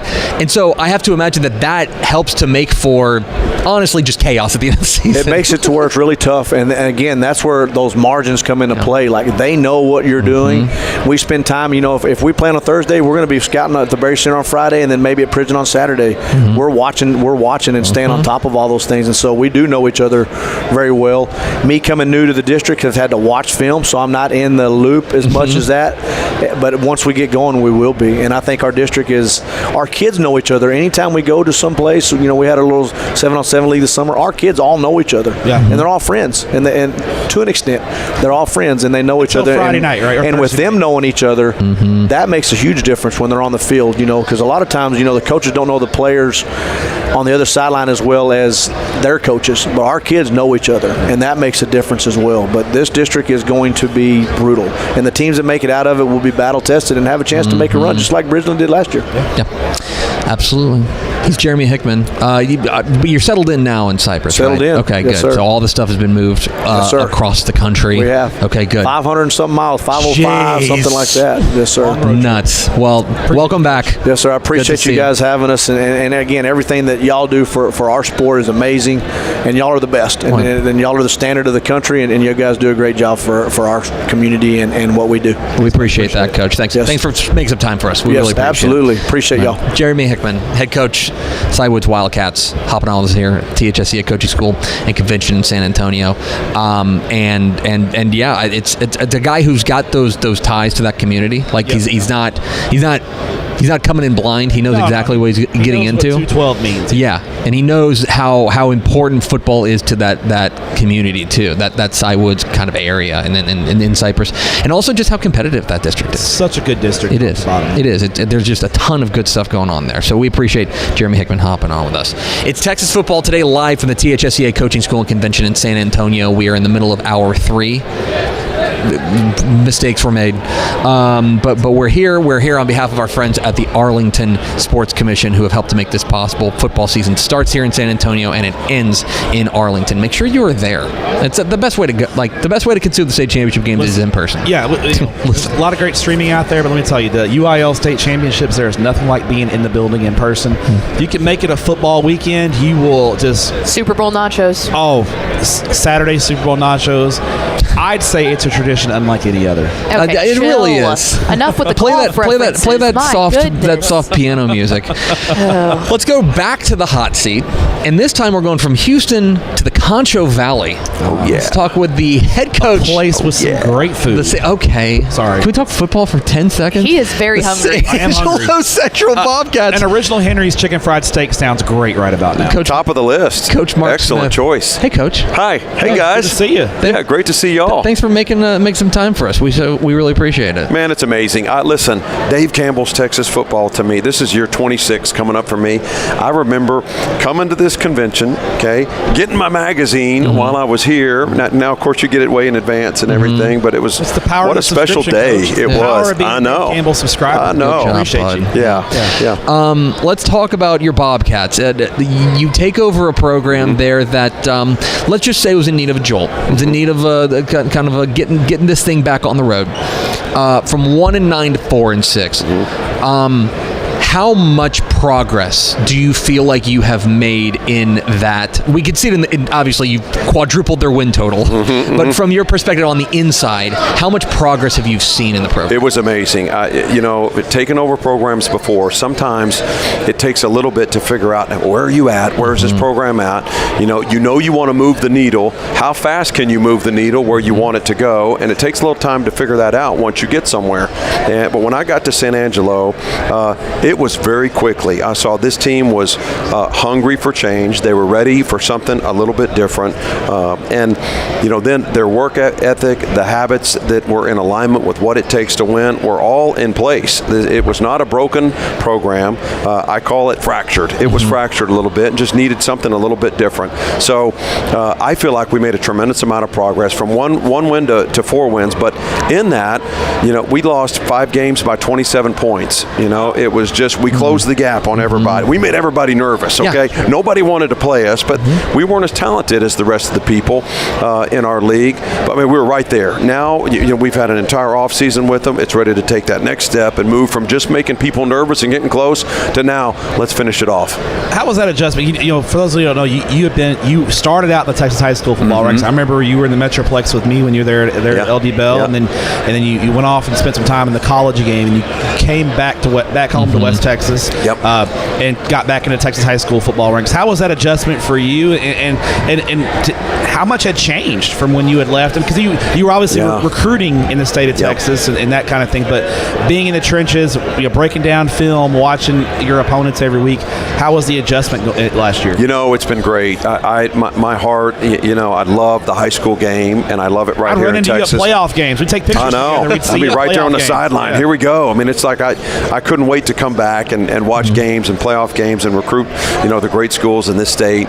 So it was an easy decision for us. We were, I was on a staff that was let go at Colorado, and I spent 1 season at Oklahoma after that. And then my son is in high school now, and I said, I want to coach my son. I've missed everything he's done for the last decade of his life, just about. And then it was like, all right, well, where do we want to go? All right, that's an easy answer. Texas, somewhere in Texas. I grew up in Abilene, so very familiar with kind of the West Texas football, the true Friday Night Lights. You're a little Southwest Conference guy. Southwest Conference guy, yeah. That's and the league is very much the same, right now, minus the Abilene schools. Yeah. It was Abilene, Midland, Odessa, San Angelo when I was growing up. Now we still have Midland, Odessa, no Abilene, and picked up Friendship. But it's just a great league. What a great place to play football, high school football for young people. The transition has been smooth. It was easy. The rules have changed a little bit. I remember when I got back, Bob Wager called, and Bob was like, Mark, things are a little bit different from when you were last year. All the skills and drills that we do in the summer now that you couldn't do when I was here back in high school the first time. Bob was a great help, in that kind of transition with here's the new things that you can do now that you couldn't do when you were here before. But it's been great. San Angelo's a great place. Concho Valley, Tom Green County. The stadium, San Angelo Stadium, there's not a better stadium, I think, in the state of Texas. It's an amazing place. And when the Bobcats are rolling, that place gets loud. We were talking to Coach Fikac from Cuero. We were saying Cuero, a lot of crazy people. San Angelo. When San Angelo Central's win as a whole lot. I've seen San Angelo Stadium when San Angelo Central is rolling. Yes. 17,000 strong. Oh, yeah. A lot of orange and blue. Yes. And it is. It is great crowds, great support. The people, they want to be great at football. They support, you and what you need. It's kind of one of those places where what do you need to be successful, and let us give it to you. And, you can't ask for anything more than that as a coach. I know you were familiar with the program, when you took the job and just your background there in West Texas. But now a year into the job, what do you know about this job and this place and this program that maybe you didn't know if we were having this conversation a year ago? Well, I know that 1 year in, you always look back and reflect kind of what do I know now that I didn't know a year ago. These kids are amazing. That's what I love about it. And the parents are even better. I've been some places where you're like, oh man, the parents drive you crazy about, here. San Angelo is just amazing. These people, they want you to have your thumb down on their kids and coach them hard. Not every place is open to that. And so San Angelo is really at its core a working man's town, and it's a working class people. They show up early, they stay late. Anything that you need, they want you to push their kids for excellence. And I just love that. Coming from my background where I was before, that was something I wasn't expecting. And now a year later, man, we got the gas pedal all the way down, and it's just caught on. It's become kind of its own way of doing things there, and the place, the people, the parents, the players, of course. It's been just a wonderful, wonderful experience for us. Looking at your guys on the offensive side of the ball, do you have a feel yet for what your personality of your ball club is going to be, and maybe who are some areas that you feel like we're going to hang our hat on in 2020? Yeah, we've got the strength. We got a lot of players back from last year's team. I got a really good team coming back this year. I'm excited about what we're going to do, both offensively and defensively. We're going to be multiple on offense. I think that one of the things that being in college football as long as I was, the more multiple that you can be, the more issues it causes a defense. And when we look at what we want to do offensively, I don't want somebody that's necessarily a system guy and this is what I do and what we run. Man, I want to tear down a game plan each week down to the studs and then rebuild it. That's how I see it. And 1 week it may mean we're in 21 personnel all this week. The next we may be in empty all week long. But I have a team that has great tight ends, great running backs, great wideouts, great quarterback play, great offensive line play, and I want to utilize all of that in the course of a game where if you're trying to prepare for us, it's like, wow, I don't know really what I need to try to focus on here. They got so much coming at you. So you mentioned this is a blue-collar town. Yes. Blue-collar town, and then the best football programs, I think, are reflections of their towns. Yes. The best football players are reflections of the town. This is a conversation about Mason Van Sickle. Yes. Okay? This is a worker bee, playmaking dude. I love watching his tape. You want to talk like old-school linebacker? Yeah. Oh, yeah. He is everything you want. But you're the guy who sees him every day in practice. What is it about Mason Van Sickle that makes him special? Well, he is old-school linebacker like you. I mean, this guy would be wearing a cowboy collar back in the day if they still had those. He's built for a cowboy collar, but Mason is just he exemplifies everything about San Angelo and the community there. He's an extremely hard worker. He's bright. He's intelligent. He cares. He invests everything he has into being the best that he can be. When your best players are your best leaders and they lead by example like that, you're going to have a good team. And Mason is a great example of that. He shows up early, stays late. He's in there with me. We're watching tape all the time about just trying to pick up little different nuggets that he can make his game better. But he cares about his teammates. He invests in relationships within the locker room. He's someone you'll see as you walk through the building, and he's in there, and he's always talking to people and figuring out, how can I get to know you a little bit better and create a better atmosphere within this locker room so I can help lead this team in the right direction. So great player, a tremendous athlete out there on the field, hardest worker that we have, and leads by example, does a great job. Looking at the Little Southwest Conference as a whole, last year I thought it was week in and week out, a lot of close football games. Oh, yeah. Looking at taking you guys out of the mix, when you look at the rest of the other 5 teams in the district, what challenges are those guys going to bring to you week in and week out? I think that's exactly what makes this league great, is that everybody in the league is competitive. We beat Odessa High, there, and then the other games, everyone's kind of within about a touchdown of each other. We lose to Permian by 2, Midland Legacy by 6. Friendship won our district, and they scored a touchdown with 17 seconds to go to beat us, in that game. And it's competitive, and it is a 4-quarter slugfest with these guys all the way through. I love that about our league, is that you have to show up and you have to be prepared every single week, in this league to be at your best. And it creates an urgency within your team and your locker room to make sure that you're at your best and you can give it, every given night. So I think you're going to see it. And you've got the variety of systems in the league. Midland's going to run the option. They're going to be well coach and what they do. Friendship's gonna sling it around. Friendship showed you out. Permian will get in high backs and run the ball downhill. It's different systems and schemes every week. It really, I know you love it as a coach, but it really challenges you week in and week out. It does. From a fundamental standpoint, from a schematic standpoint, you see a little bit of everything in this league. There's nobody that's running the same thing that everybody else is, and it does. It creates a great variety of football within the old Little Southwest Conference, and just a tremendous league to be a part of. He's Mark Smith. He's the head coach of the San Angelo Central Bobcats. You drove, right?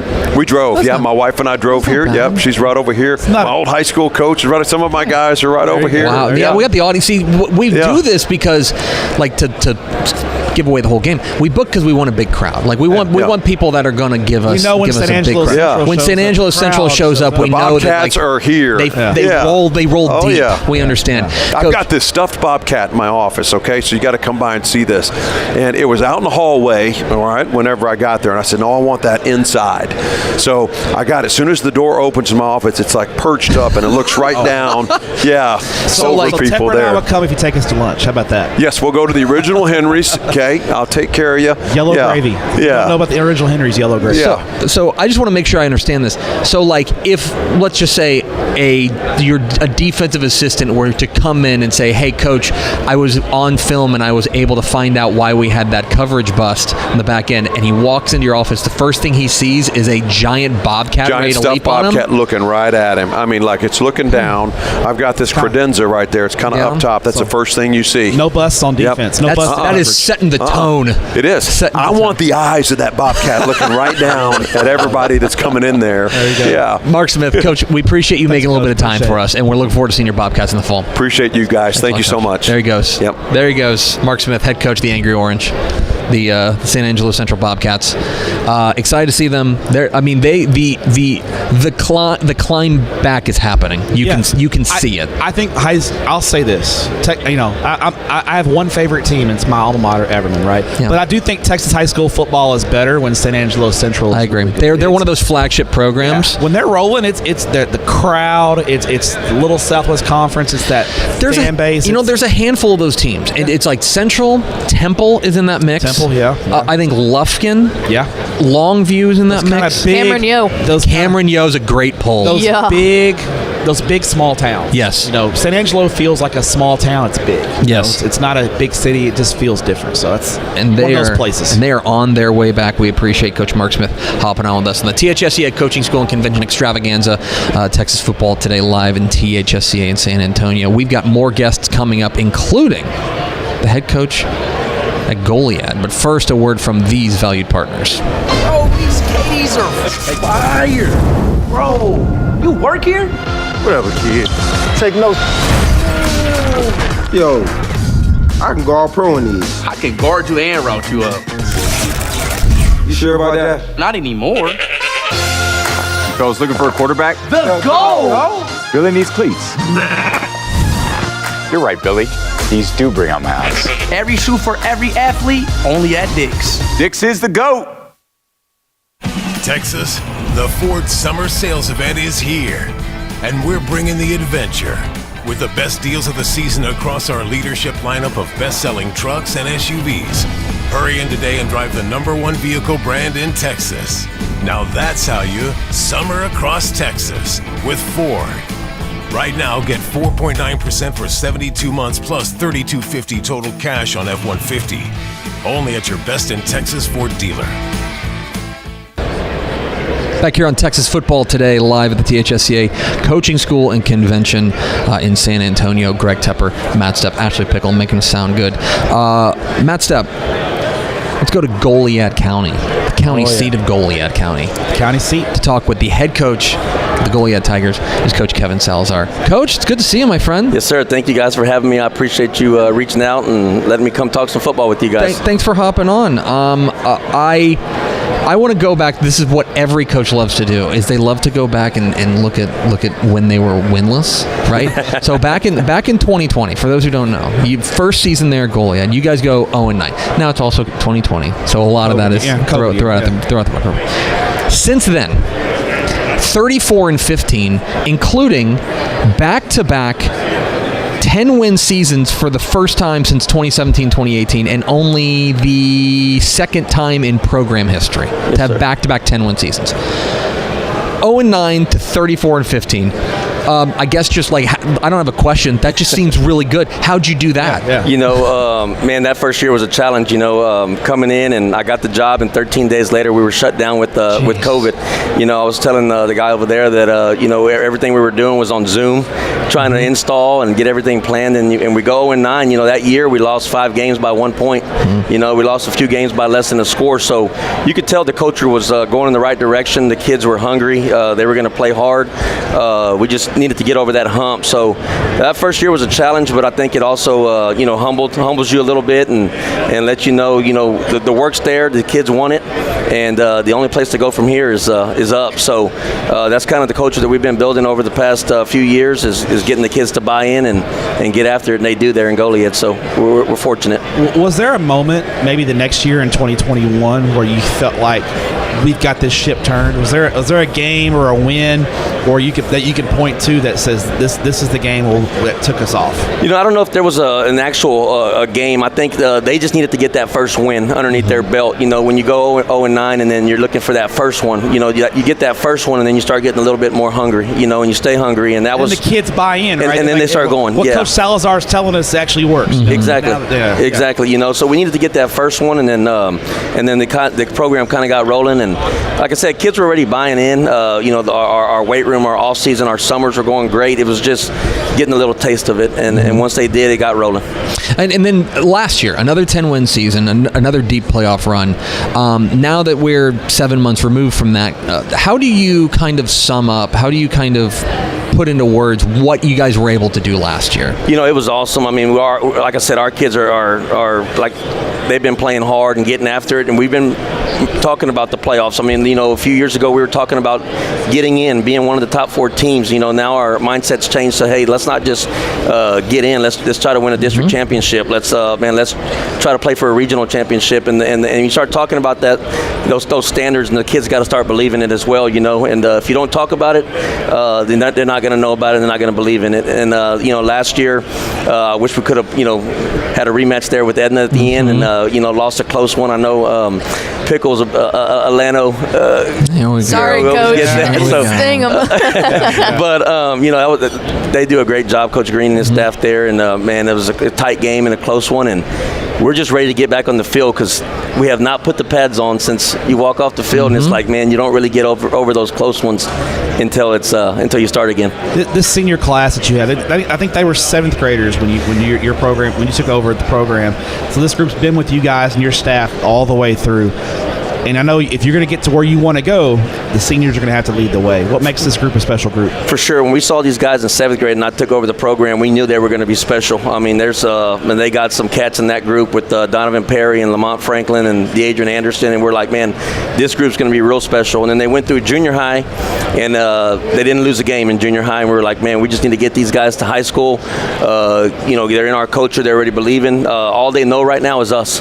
You know, so they've been with us, and they've done a great job, and they just bought in, and you know, some of those guys started as freshmen, you know, and then we needed some of those guys to start as sophomores.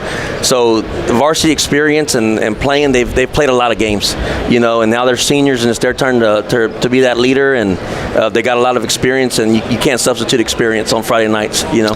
The thing about Goliad, and we actually were talking about this with Mark Smith from San Antonio Central. I've been to a game in Goliad before. I have. Sorry.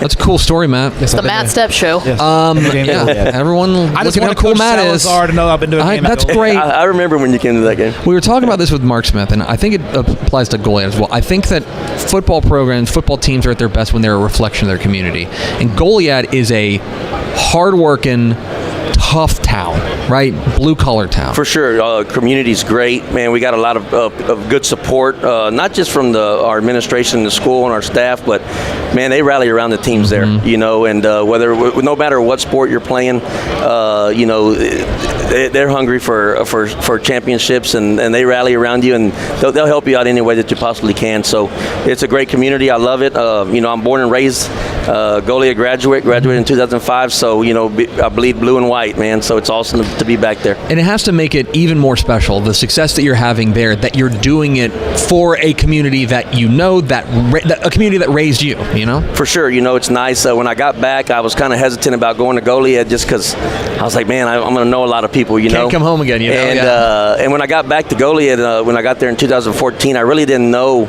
a lot of people. It was a lot of new faces.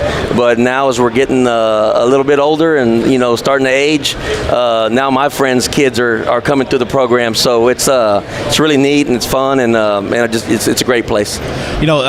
Tepper mentioned, and you mentioned Lamont Franklin earlier, and Tepper did a great stat on like he averaged like 25 yards a touch. Yeah, it's among the most craziest stats in the state of Texas. For those who are uninitiated in Lamont Franklin, tell us what makes him a special player. Man, Lamont, we always say he can turn nothing into something. The kid is explosive, great young man, very quiet, doesn't say a whole lot. Just kind of leads through his work ethic. He's going to get after it and show up to all the stuff that you offer and need him at. And but man, he can make some plays. Sometimes I'm like I'm on the sideline and I'm just watching, and I'm like, man, did that really just happen? Did he really just hurdle this guy and never lost a step? And there he is in the end zone. So it's a lot of fun to watch, and we're glad that he's on our team. Yeah, he averaged 16.2 yards per carry. Okay, 16 points. He had 2,100 all-purpose yards on 100 touches. It's silliness from Lamont Franklin. But it's interesting because one of the things that you will have in 2025 that you may not have had in past years, this is a relatively experienced team. Bring back 13 starters, which for Goliad, it always feels like Goliad's turning over a lot. It always feels like you guys have a lot of seniors. It feels like this year you may have that experience. Do you feel like this is one of your more experienced teams that you've had? Yeah, definitely. This is, we got experience and we have depth. Mm-hmm. That's a big part of it, is having depth and then being able to get some guys some breathers here and there, because small towns football, these guys don't come off the field. They're on offense, defense, they play special teams. So having depth is great. We bring back some offensive linemen, and we've got a two-back combo with Donovan Perry and Lamont Franklin. Both went over 1,000 yards last year, and then we're going to add a speedster this year. This is our first year coming in that we know who we're going with that quarterback. The last couple of years has been, man, we got two guys battling for the spot, but Cord Zamzo is going to lead the way for us at quarterback, and you add him in the mix in the backfield. The kid ran 37 in the 300 hurdles at the state track meet. The kid can fly. So we should have a lot of speed. And the Zamzel, that's a good bloodline there. There's been a lot of Zamzels that have done great things in athletics in that part of the Definitely. This is the last one. So this is the last one. Yeah, this is it. You went back out to the tree and there was no more on the Zamzo tree. No more Zamzos on the. This is the last one. So, Coach, you talked about it a little bit. Trying to get another shot at Edna last year. Before losing to Lano, and Edna has been the team of record in Region 4. They've set the standard. But you guys had, I know a couple of years ago you guys knocked them off in the regular season.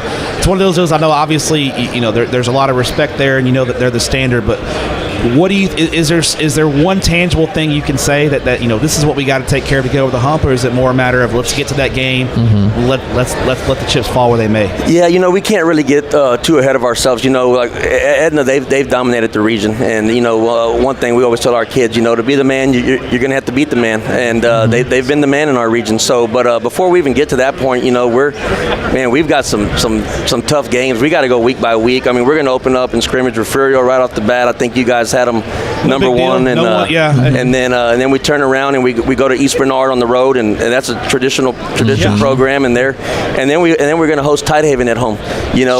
So your scheduling is soft, Coach. Your schedule is just loaded with cupcakes. Our schedule is tough, and it's exactly what we need to prepare us for our district opponents and for a playoff run. So I think it's only going to help us get to where we need to get to. Lucio was trying to tell me at State 7-on-7 they weren't going to be very good this year. But I wasn't buying it at all. Didn't they win state 7-on-7? Oh, okay. I saw him here earlier, and he's a character. Man. He's a good guy, good friend, and they do a great job over there. So they got a lot coming back, and we know that'll be a tough opponent. But for us, it's just main focus is 1 week at a time. Focus on our opponent for that week and be where our feet are. Yeah, he's a sandbagger apparently as well. Okay, you're a defensive guy. Yes, sir. We've talked a lot about the playmakers you've got on the offense, and obviously guys are going to be playing both ways for you. Let's hear the real story. Yeah, but on this defense that you've got coming back, what excites you about what's coming back for you? What you're going to have on the defense side? I think it's going to be speed. I mean, we're going to have a lot of speed, and we're going to be big up front. We're going to have good size, and I think we've been very multiple. I think that's going to allow us to be a little bit more multiple and let our guys and our linebackers and our safeties run. We've got some guys that played a lot of reps last year. I know we graduated a good group, but man, we played a lot of people last year due to unfortunate injuries and stuff like that. But again, you can't replace getting those varsity quality reps. So we're excited about what we have coming back on defense, and we always feel like if you play great defense, you're always going to be in the game and you have a chance to upset some teams and get some wins. Coach, one more final question before we get out of here. Aside from Edna, look, we obviously know they're the standard of your district. Looking at the challenges that your very tough and deep district will present you week in and week out, what do you, when you look at your district as a whole, taking you guys out of the mix, and we've given Edna some props. Who are some of the challenges your district brings weekly? I think this is going to be the second year Coach Johnson's at Orange Grove. And he was at Clemens, and he got them guys in the playoffs last year. They returned some linemen and the quarterback that filled in last year when the brother Rodriguez went down. But this district is going to be so new. We've got 5 new AD head football coaches in this district, so it's going to be a lot of unknowns, right? A lot of unknowns, right? New schemes, new cultures, and just trying to figure each other out. So, but this district with Orange Grove and London, Coach Smith over at coming to London, and they've been a good program, and they've got a lot of skill guys back. So it'll be a challenge, but we're up for the challenge, so it'll be fun. The Goliad Tigers, I think we've got you right now, I think second in the region, maybe third behind Lando. There might be a guy who's picking them to win the region this year. Excuse me? Pardon me? If you look at my 3A Division I Region 4 picks, you might see a team other than Edna winning the region. We'll see. I hope that y'all make me look right, Coach. You see there's a lot of football left. No pressure or anything, but I really think you guys have a chance for a great year, and we know what they say about potential, and it means you haven't done it yet, but I think there is the potential for your ball club. I think really highly of you guys. I'm excited to watch you guys in 2025. I appreciate you guys. Thank y'all, and thank y'all for having me on. Kevin Salazar, head coach of the Goliad Tigers, hopping on with us here on Texas Football Today. We are rolling here on the states at the THSCA Coaching School and Convention in San Antonio. I think we've got one more guest coming up. We've got one more guest. I think he's right behind me. We'll see. I might just flag. Yeah, if you want to get over there. Yeah, that's fine. Oh, no, walk in front of the cameras. This is great television. The guy wins the state championship, and he thinks that he can just wander in. Look, just meandering through the shot. You leave Drew Sanders alone. I will not leave Drew Sanders alone. Look, when you win a state championship, you leave him alone. There's only one guy sitting up here who's won a state championship, and it ain't these two slappies. It's not these two slappies. No. So. Pickle won a district championship in basketball, right? No, we were terrible. Let's go to the hot seat. We are pleased. We've had enough of Pickle's athletic misfortunes at Lano there. Well, here at the THSCA Coach School and Convention presented by our friends at the Arlington Sports Commission, we are pleased to be joined by the head coach of the 6A Division II state champion, Vandergrift Vipers, here for the State of the Vipers address. It is Coach Drew Sanders. Coach, it's good to see the round of applause is going on there. Yes, thank you. The throngs of fans. We have been doing the State of the Vipers address here for quite some time now. I think it's basically a yearly occurrence, and it's now a tradition unlike any other. It is. It's a tradition unlike any other, and it's kind of probably just telling us how old we've all gotten, right? Mm-hmm. So I will just tee you up as I always do. Coach Sanders as the winningest coach and the losingest coach in Vandergrift history. He didn't need to say that, did he? Can you give me the state of the Vipers? Well, the state of the Vipers, obviously, you look at 2024, it was pretty dang good. Yep. We finally seemed good. Finally got it done. We've been knocking on the door for a couple of years, and so that was really special to be able to have a team that did that. But now, you go through the task of celebrating that, enjoying that, and then at some point you've got to let that go, and you got to, move on to the next thing, and that's what we're doing. We're getting ready for 2025 right now. Before we get off of the 2024, which was remarkable, now that you've had 7 months to think about it and reflect on it and size the rings and all the fun stuff that comes along with it, can you because you've had really good teams at Vandegrift before that didn't win a state championship. Yeah. There's arguments to be made that there were teams that maybe were more talented than this 2024 state champion team. Without a doubt. So what was it about this 2024 state championship team that got them over the hump? I think two things. That's a good framing of that, because it is. I've had some time to step away and kind of think about it, and I think that a couple things. This team never stopped getting better. Mm-hmm. Some teams get tired a little bit of practice. It's just like it just sometimes drones on. Practice does. Oh gosh, we've got BGO again. We've got gun line again with the receivers. Some things can get boring. They never stop getting tired of getting better. Mm-hmm. My quarterback play continued to really, really improve. Miles started the year with no experience, and by the end of it, he was a seasoned veteran. So that all is, I think, encompassed into one thing: continuing to get better. The number two thing is you also hear coaches talk about guys kind of getting a little tired of the season or each other. Mm-hmm. Season. Yeah, it is. Yeah. It's NFL season basically, right? And these guys never did. We did team building on Wednesdays, and they were having fun. When I ended the team building stuff every Wednesday, and we do all kinds of different things throughout the week, but when I ended it on Wednesday, I could tell like they were ready for us to keep going. Like they were like, Yeah. And one of our team building things was we'd ask them questions on Wednesday. They had to make a decision, and we were talking about Christmas traditions and things like that, and they were just laughing, having a great time. That was the week of the state game. They just enjoyed being around each other. So I'd say those two things were at a high level for this team. Now your weekend at THSCA convention, a little bit busy this weekend. We texted beforehand. You were like, I'm not really sure what my schedule is going to be yet. They got a lot for me to do. How and then you add on the fact that you won a state championship, right. So you're getting pulled in a lot of different directions. How much sleep have you got in the past few days? Not much, but it's been good though. It's been good. We had the staff over yesterday, had a great time. There's a lot of stuff. I'm introducing speakers, which is great. I get to interact with a lot of the college guys that I know, or some that I haven't got a chance to meet yet. So that's a lot of fun, going to different networking things, which is great. And then, of course, we've got our big regional meeting today, general meeting tomorrow. And then at the general meeting tomorrow, then I'll officially be sworn in as the acting president. Yeah. Because the last time we did the State of the Vipers, it was before the election. And so I think we recorded 2 different interviews, and we were like, okay, let's imagine that you had won and like react to that, and then like delete as appropriate, right? Yeah. I know we talked about it last year, but it's worth reiterating that they don't just let anybody be THSCA president, right?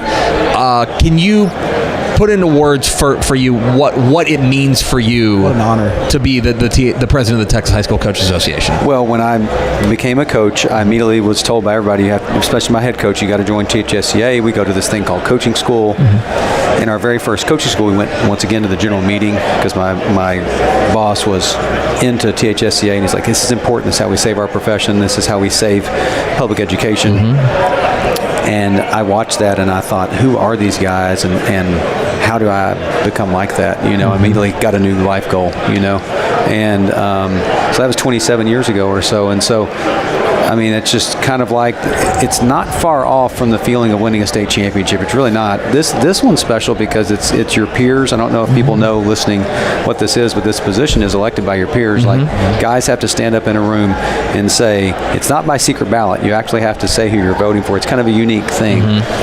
And so it just means so much that somebody would respect me enough to vote for me, and then enough people for me to be president. There's so many amazing coaches that never were president of THSCA. I think of all the legends now that have been, and it's crazy to be mentioned that I'm president. I still have a hard time believing it, but I have so much respect for Joe, Glenn, DW, and all the stuff he did, and it's amazing to be a part of it. It really is. Let's see the suit and tie next year.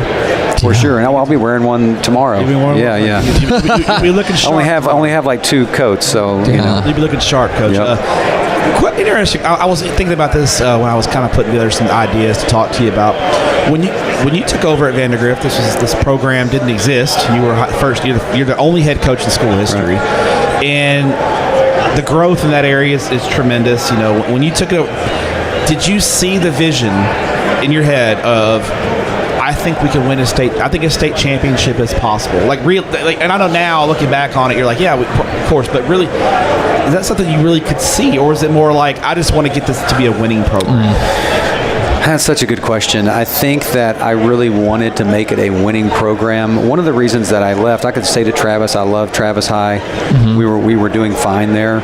But one of the reasons I felt like I had maxed that place out, and I was like, man, can I go to a place that I could potentially be a state power? That was in my back of my head. Now, that was a long time ago, but that's what I thought. Now, throughout this process of building this program, there were many times where I thought, this is never happening.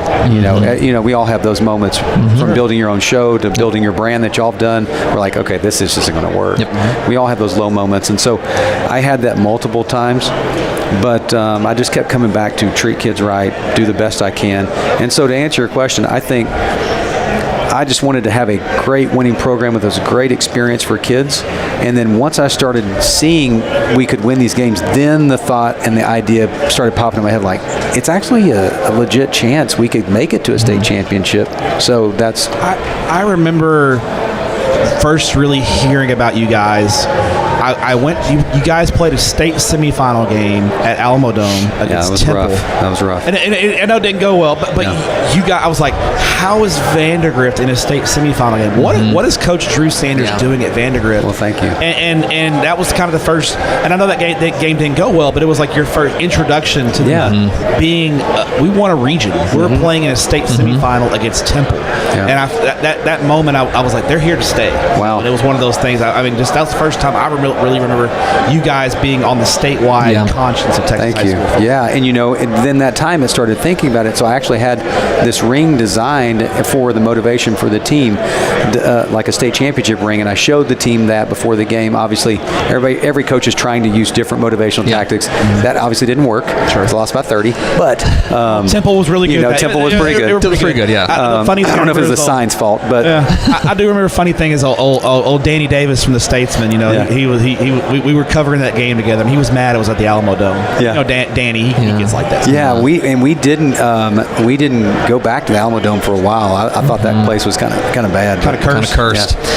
I think it's remarkable, and it is so telling, I think, and so like poetic that last year. And I want to talk about Miles. I want to talk about the offense you've got coming back. But if you go back to that state championship game against South Lake Carroll, you guys won it with defense. You guys won it with like the defense won the state championship. There were multiple key inflection points in that game, and the defense had the stomach for the fight every single time.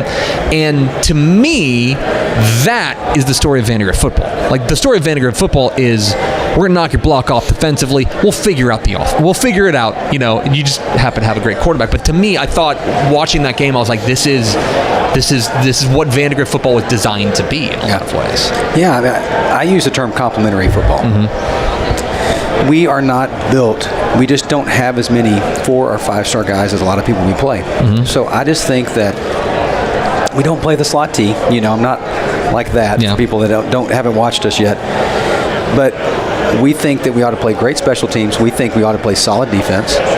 And then we take advantage of our offensive opportunities when needed. And so it's okay to run the ball sometimes. It's okay to fit off, and it's okay to punt sometimes. And so I think it all fits together. And we've won a lot of games lately in that complementary football thought process. And I think it's just to our strengths. We do have some good players. We really do. We have some talented players. We, obviously, I'm sure we'll talk about them. But I think you're right. Like, we want to play great defense because I think defense consistently puts you in the game. You know. And I think special teams last year, I don't want to be hyperbole guy or anything, but I think special teams saved your season last year. Yes.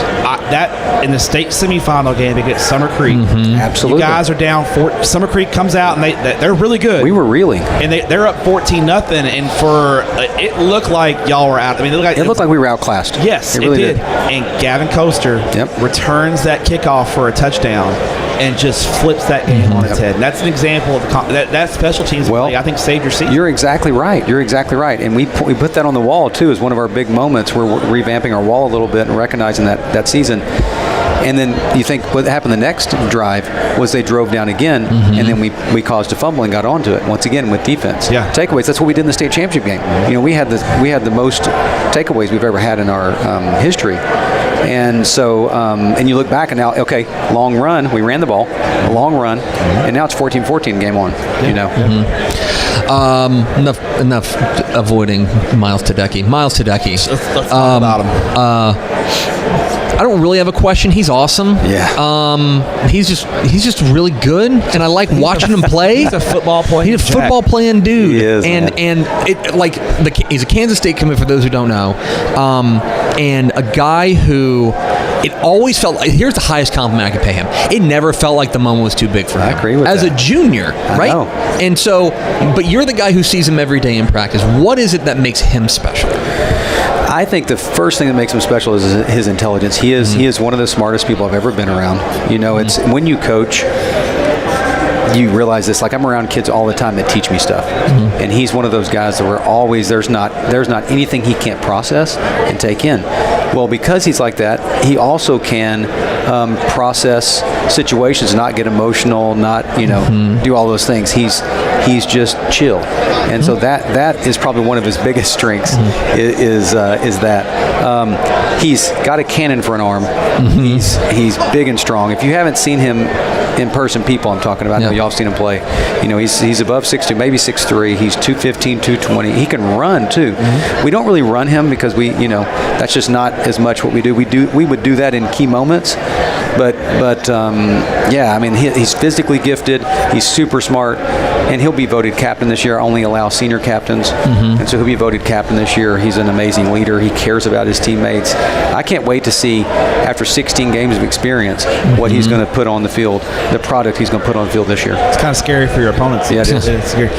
Defensively, Tepper mentioned, I thought defense last year, really in that state championship game, was the key. And you were very senior heavy on the defense last year. Lost a lot of really good players. How have the young guys that are, the standard is high at Vandergrift now. Standard is very high. How those young guys, how have they progressed the offseason? Do you have a feel yet for the personality of your defensive football team? That's such another great question. I don't have a feel yet. What I always tell people is, like, we're going to see. The more experience I get, I just do the normal things I do, and then we're just going to see how our guys play, and we'll adjust accordingly. We do have depth. We do have some talent there. We've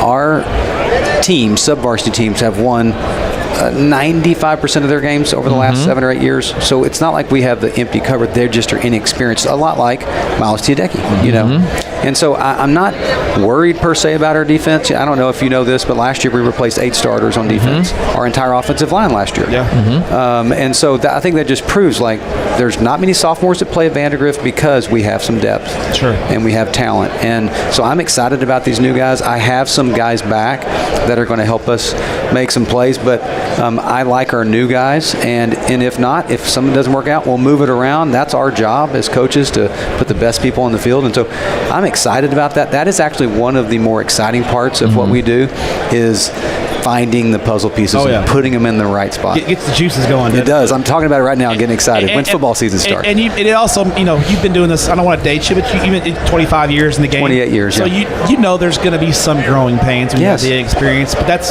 just part of it, because if you can get those growing pains out of the way in non-district against the good people you play Cedar in non-district. Park, last year we lost. We lost in double overtime, and of course we win state after that. You fix it, you adjust it. Exactly, because those things like that tell you, okay, this doesn't work anymore. Change it, So a loss, I have learned over the years, I used to just die with every loss. And I've learned over the years, sometimes a loss can be just the impetus of what you need to make a change or do something or get your team right, He's Drew Sanders. He is still the THSCA president-elect for like a couple more hours. And then tomorrow he'll be the THSCA president, and he'll lose our numbers. He'll be like, he will not respond to our texts anymore. He'll be like, hey, Coach Sanders, congratulations. He's like, new phone, who dis? Yeah, exactly. Coach, congratulations again. Yeah, this is. I think this is the first time that we've spoken to each other on microphone since I interviewed you after the state championship game. That was a great interview. It's fun. I even asked you what the state of the Vipers was. I love it. That's a joke for like 4 people, but we loved it though. But we got it on TV. I chuckled. Yeah. Thank you, Coach. Congratulations. Thanks for making time. I know it's a busy time for you. Thank you guys. Appreciate it. Absolutely. Drew Sanders, head coach, the Vandergrift Vipers, join us here on the THSCA Coaching School and Convention Extravagant, walking just right in front of the camera again. I love it. The guy wins the state championship. He's THSCA president-elect. He's just like buzzing the camera, just buzzing the lens every time. And yeah, that's it. That's it. Well, I think we're going to wrap. It's been 3 hours and 16 minutes. Is that right, Pickle? 3 hours and 20 minutes. 3 hours we went and live. 20 minutes. We've done it. We've gone live. We still got one more hour to go tomorrow. So tomorrow, we want to tease this. Tomorrow at 9:30 a.m., a special time, 9:30 a.m., live Tep and Step. If you're not sick of us yet, we will have a big surprise guest sitting in the chair. Oh yeah. If you're here, I will just warn you. If you are tuning in to Tep and Step tomorrow for in-depth football analysis, maybe lower those those expectations. There you go. There's the guest. It's VNA Moreno. Hi, VNA Moreno. It's VNA. Hey, VNA. She will be our producer tomorrow. So 9:30 tomorrow for all the nonsense from THSCA Coaching School and Convention. We'll go tomorrow at 9:30 a.m. Make sure you're here. One more big shout out to our friends at the Arlington Sports Commission for helping to make this possible. We could not do it without our friends at the Arlington Sports Commission, Matt Wilson and his crew.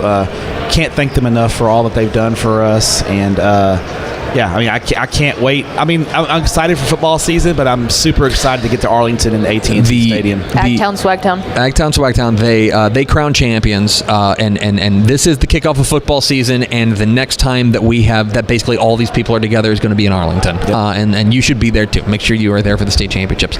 And that is going to do it for us. Thank you for spending a small itty bitty part of your day with us. Follow us on Twitter at DCTF. Like us on Facebook, Facebook.com/Dave Campbell's. Follow us on Instagram, Instagram.com/Dave Campbell's. And of course, see us at TexasFootball.com. Thanks to Ray Gates, Nick Codutti, Jared Fikac, Riley Dodge, Jacody Coleman, Scott Abel, Joey McGuire, David McHugh, Gary Gutierrez, Jeremy Hickman, Mark Smith, Kevin Salazar, and Drew Sanders for being our guests. For Ashley Pickle and Matt Stepp, I'm Greg Tepper. Vince Young, please get your Player of the Year trophy. We'll see you tomorrow morning, 9:30 a.m. for Tep and Step, live from Coaching School. Good night.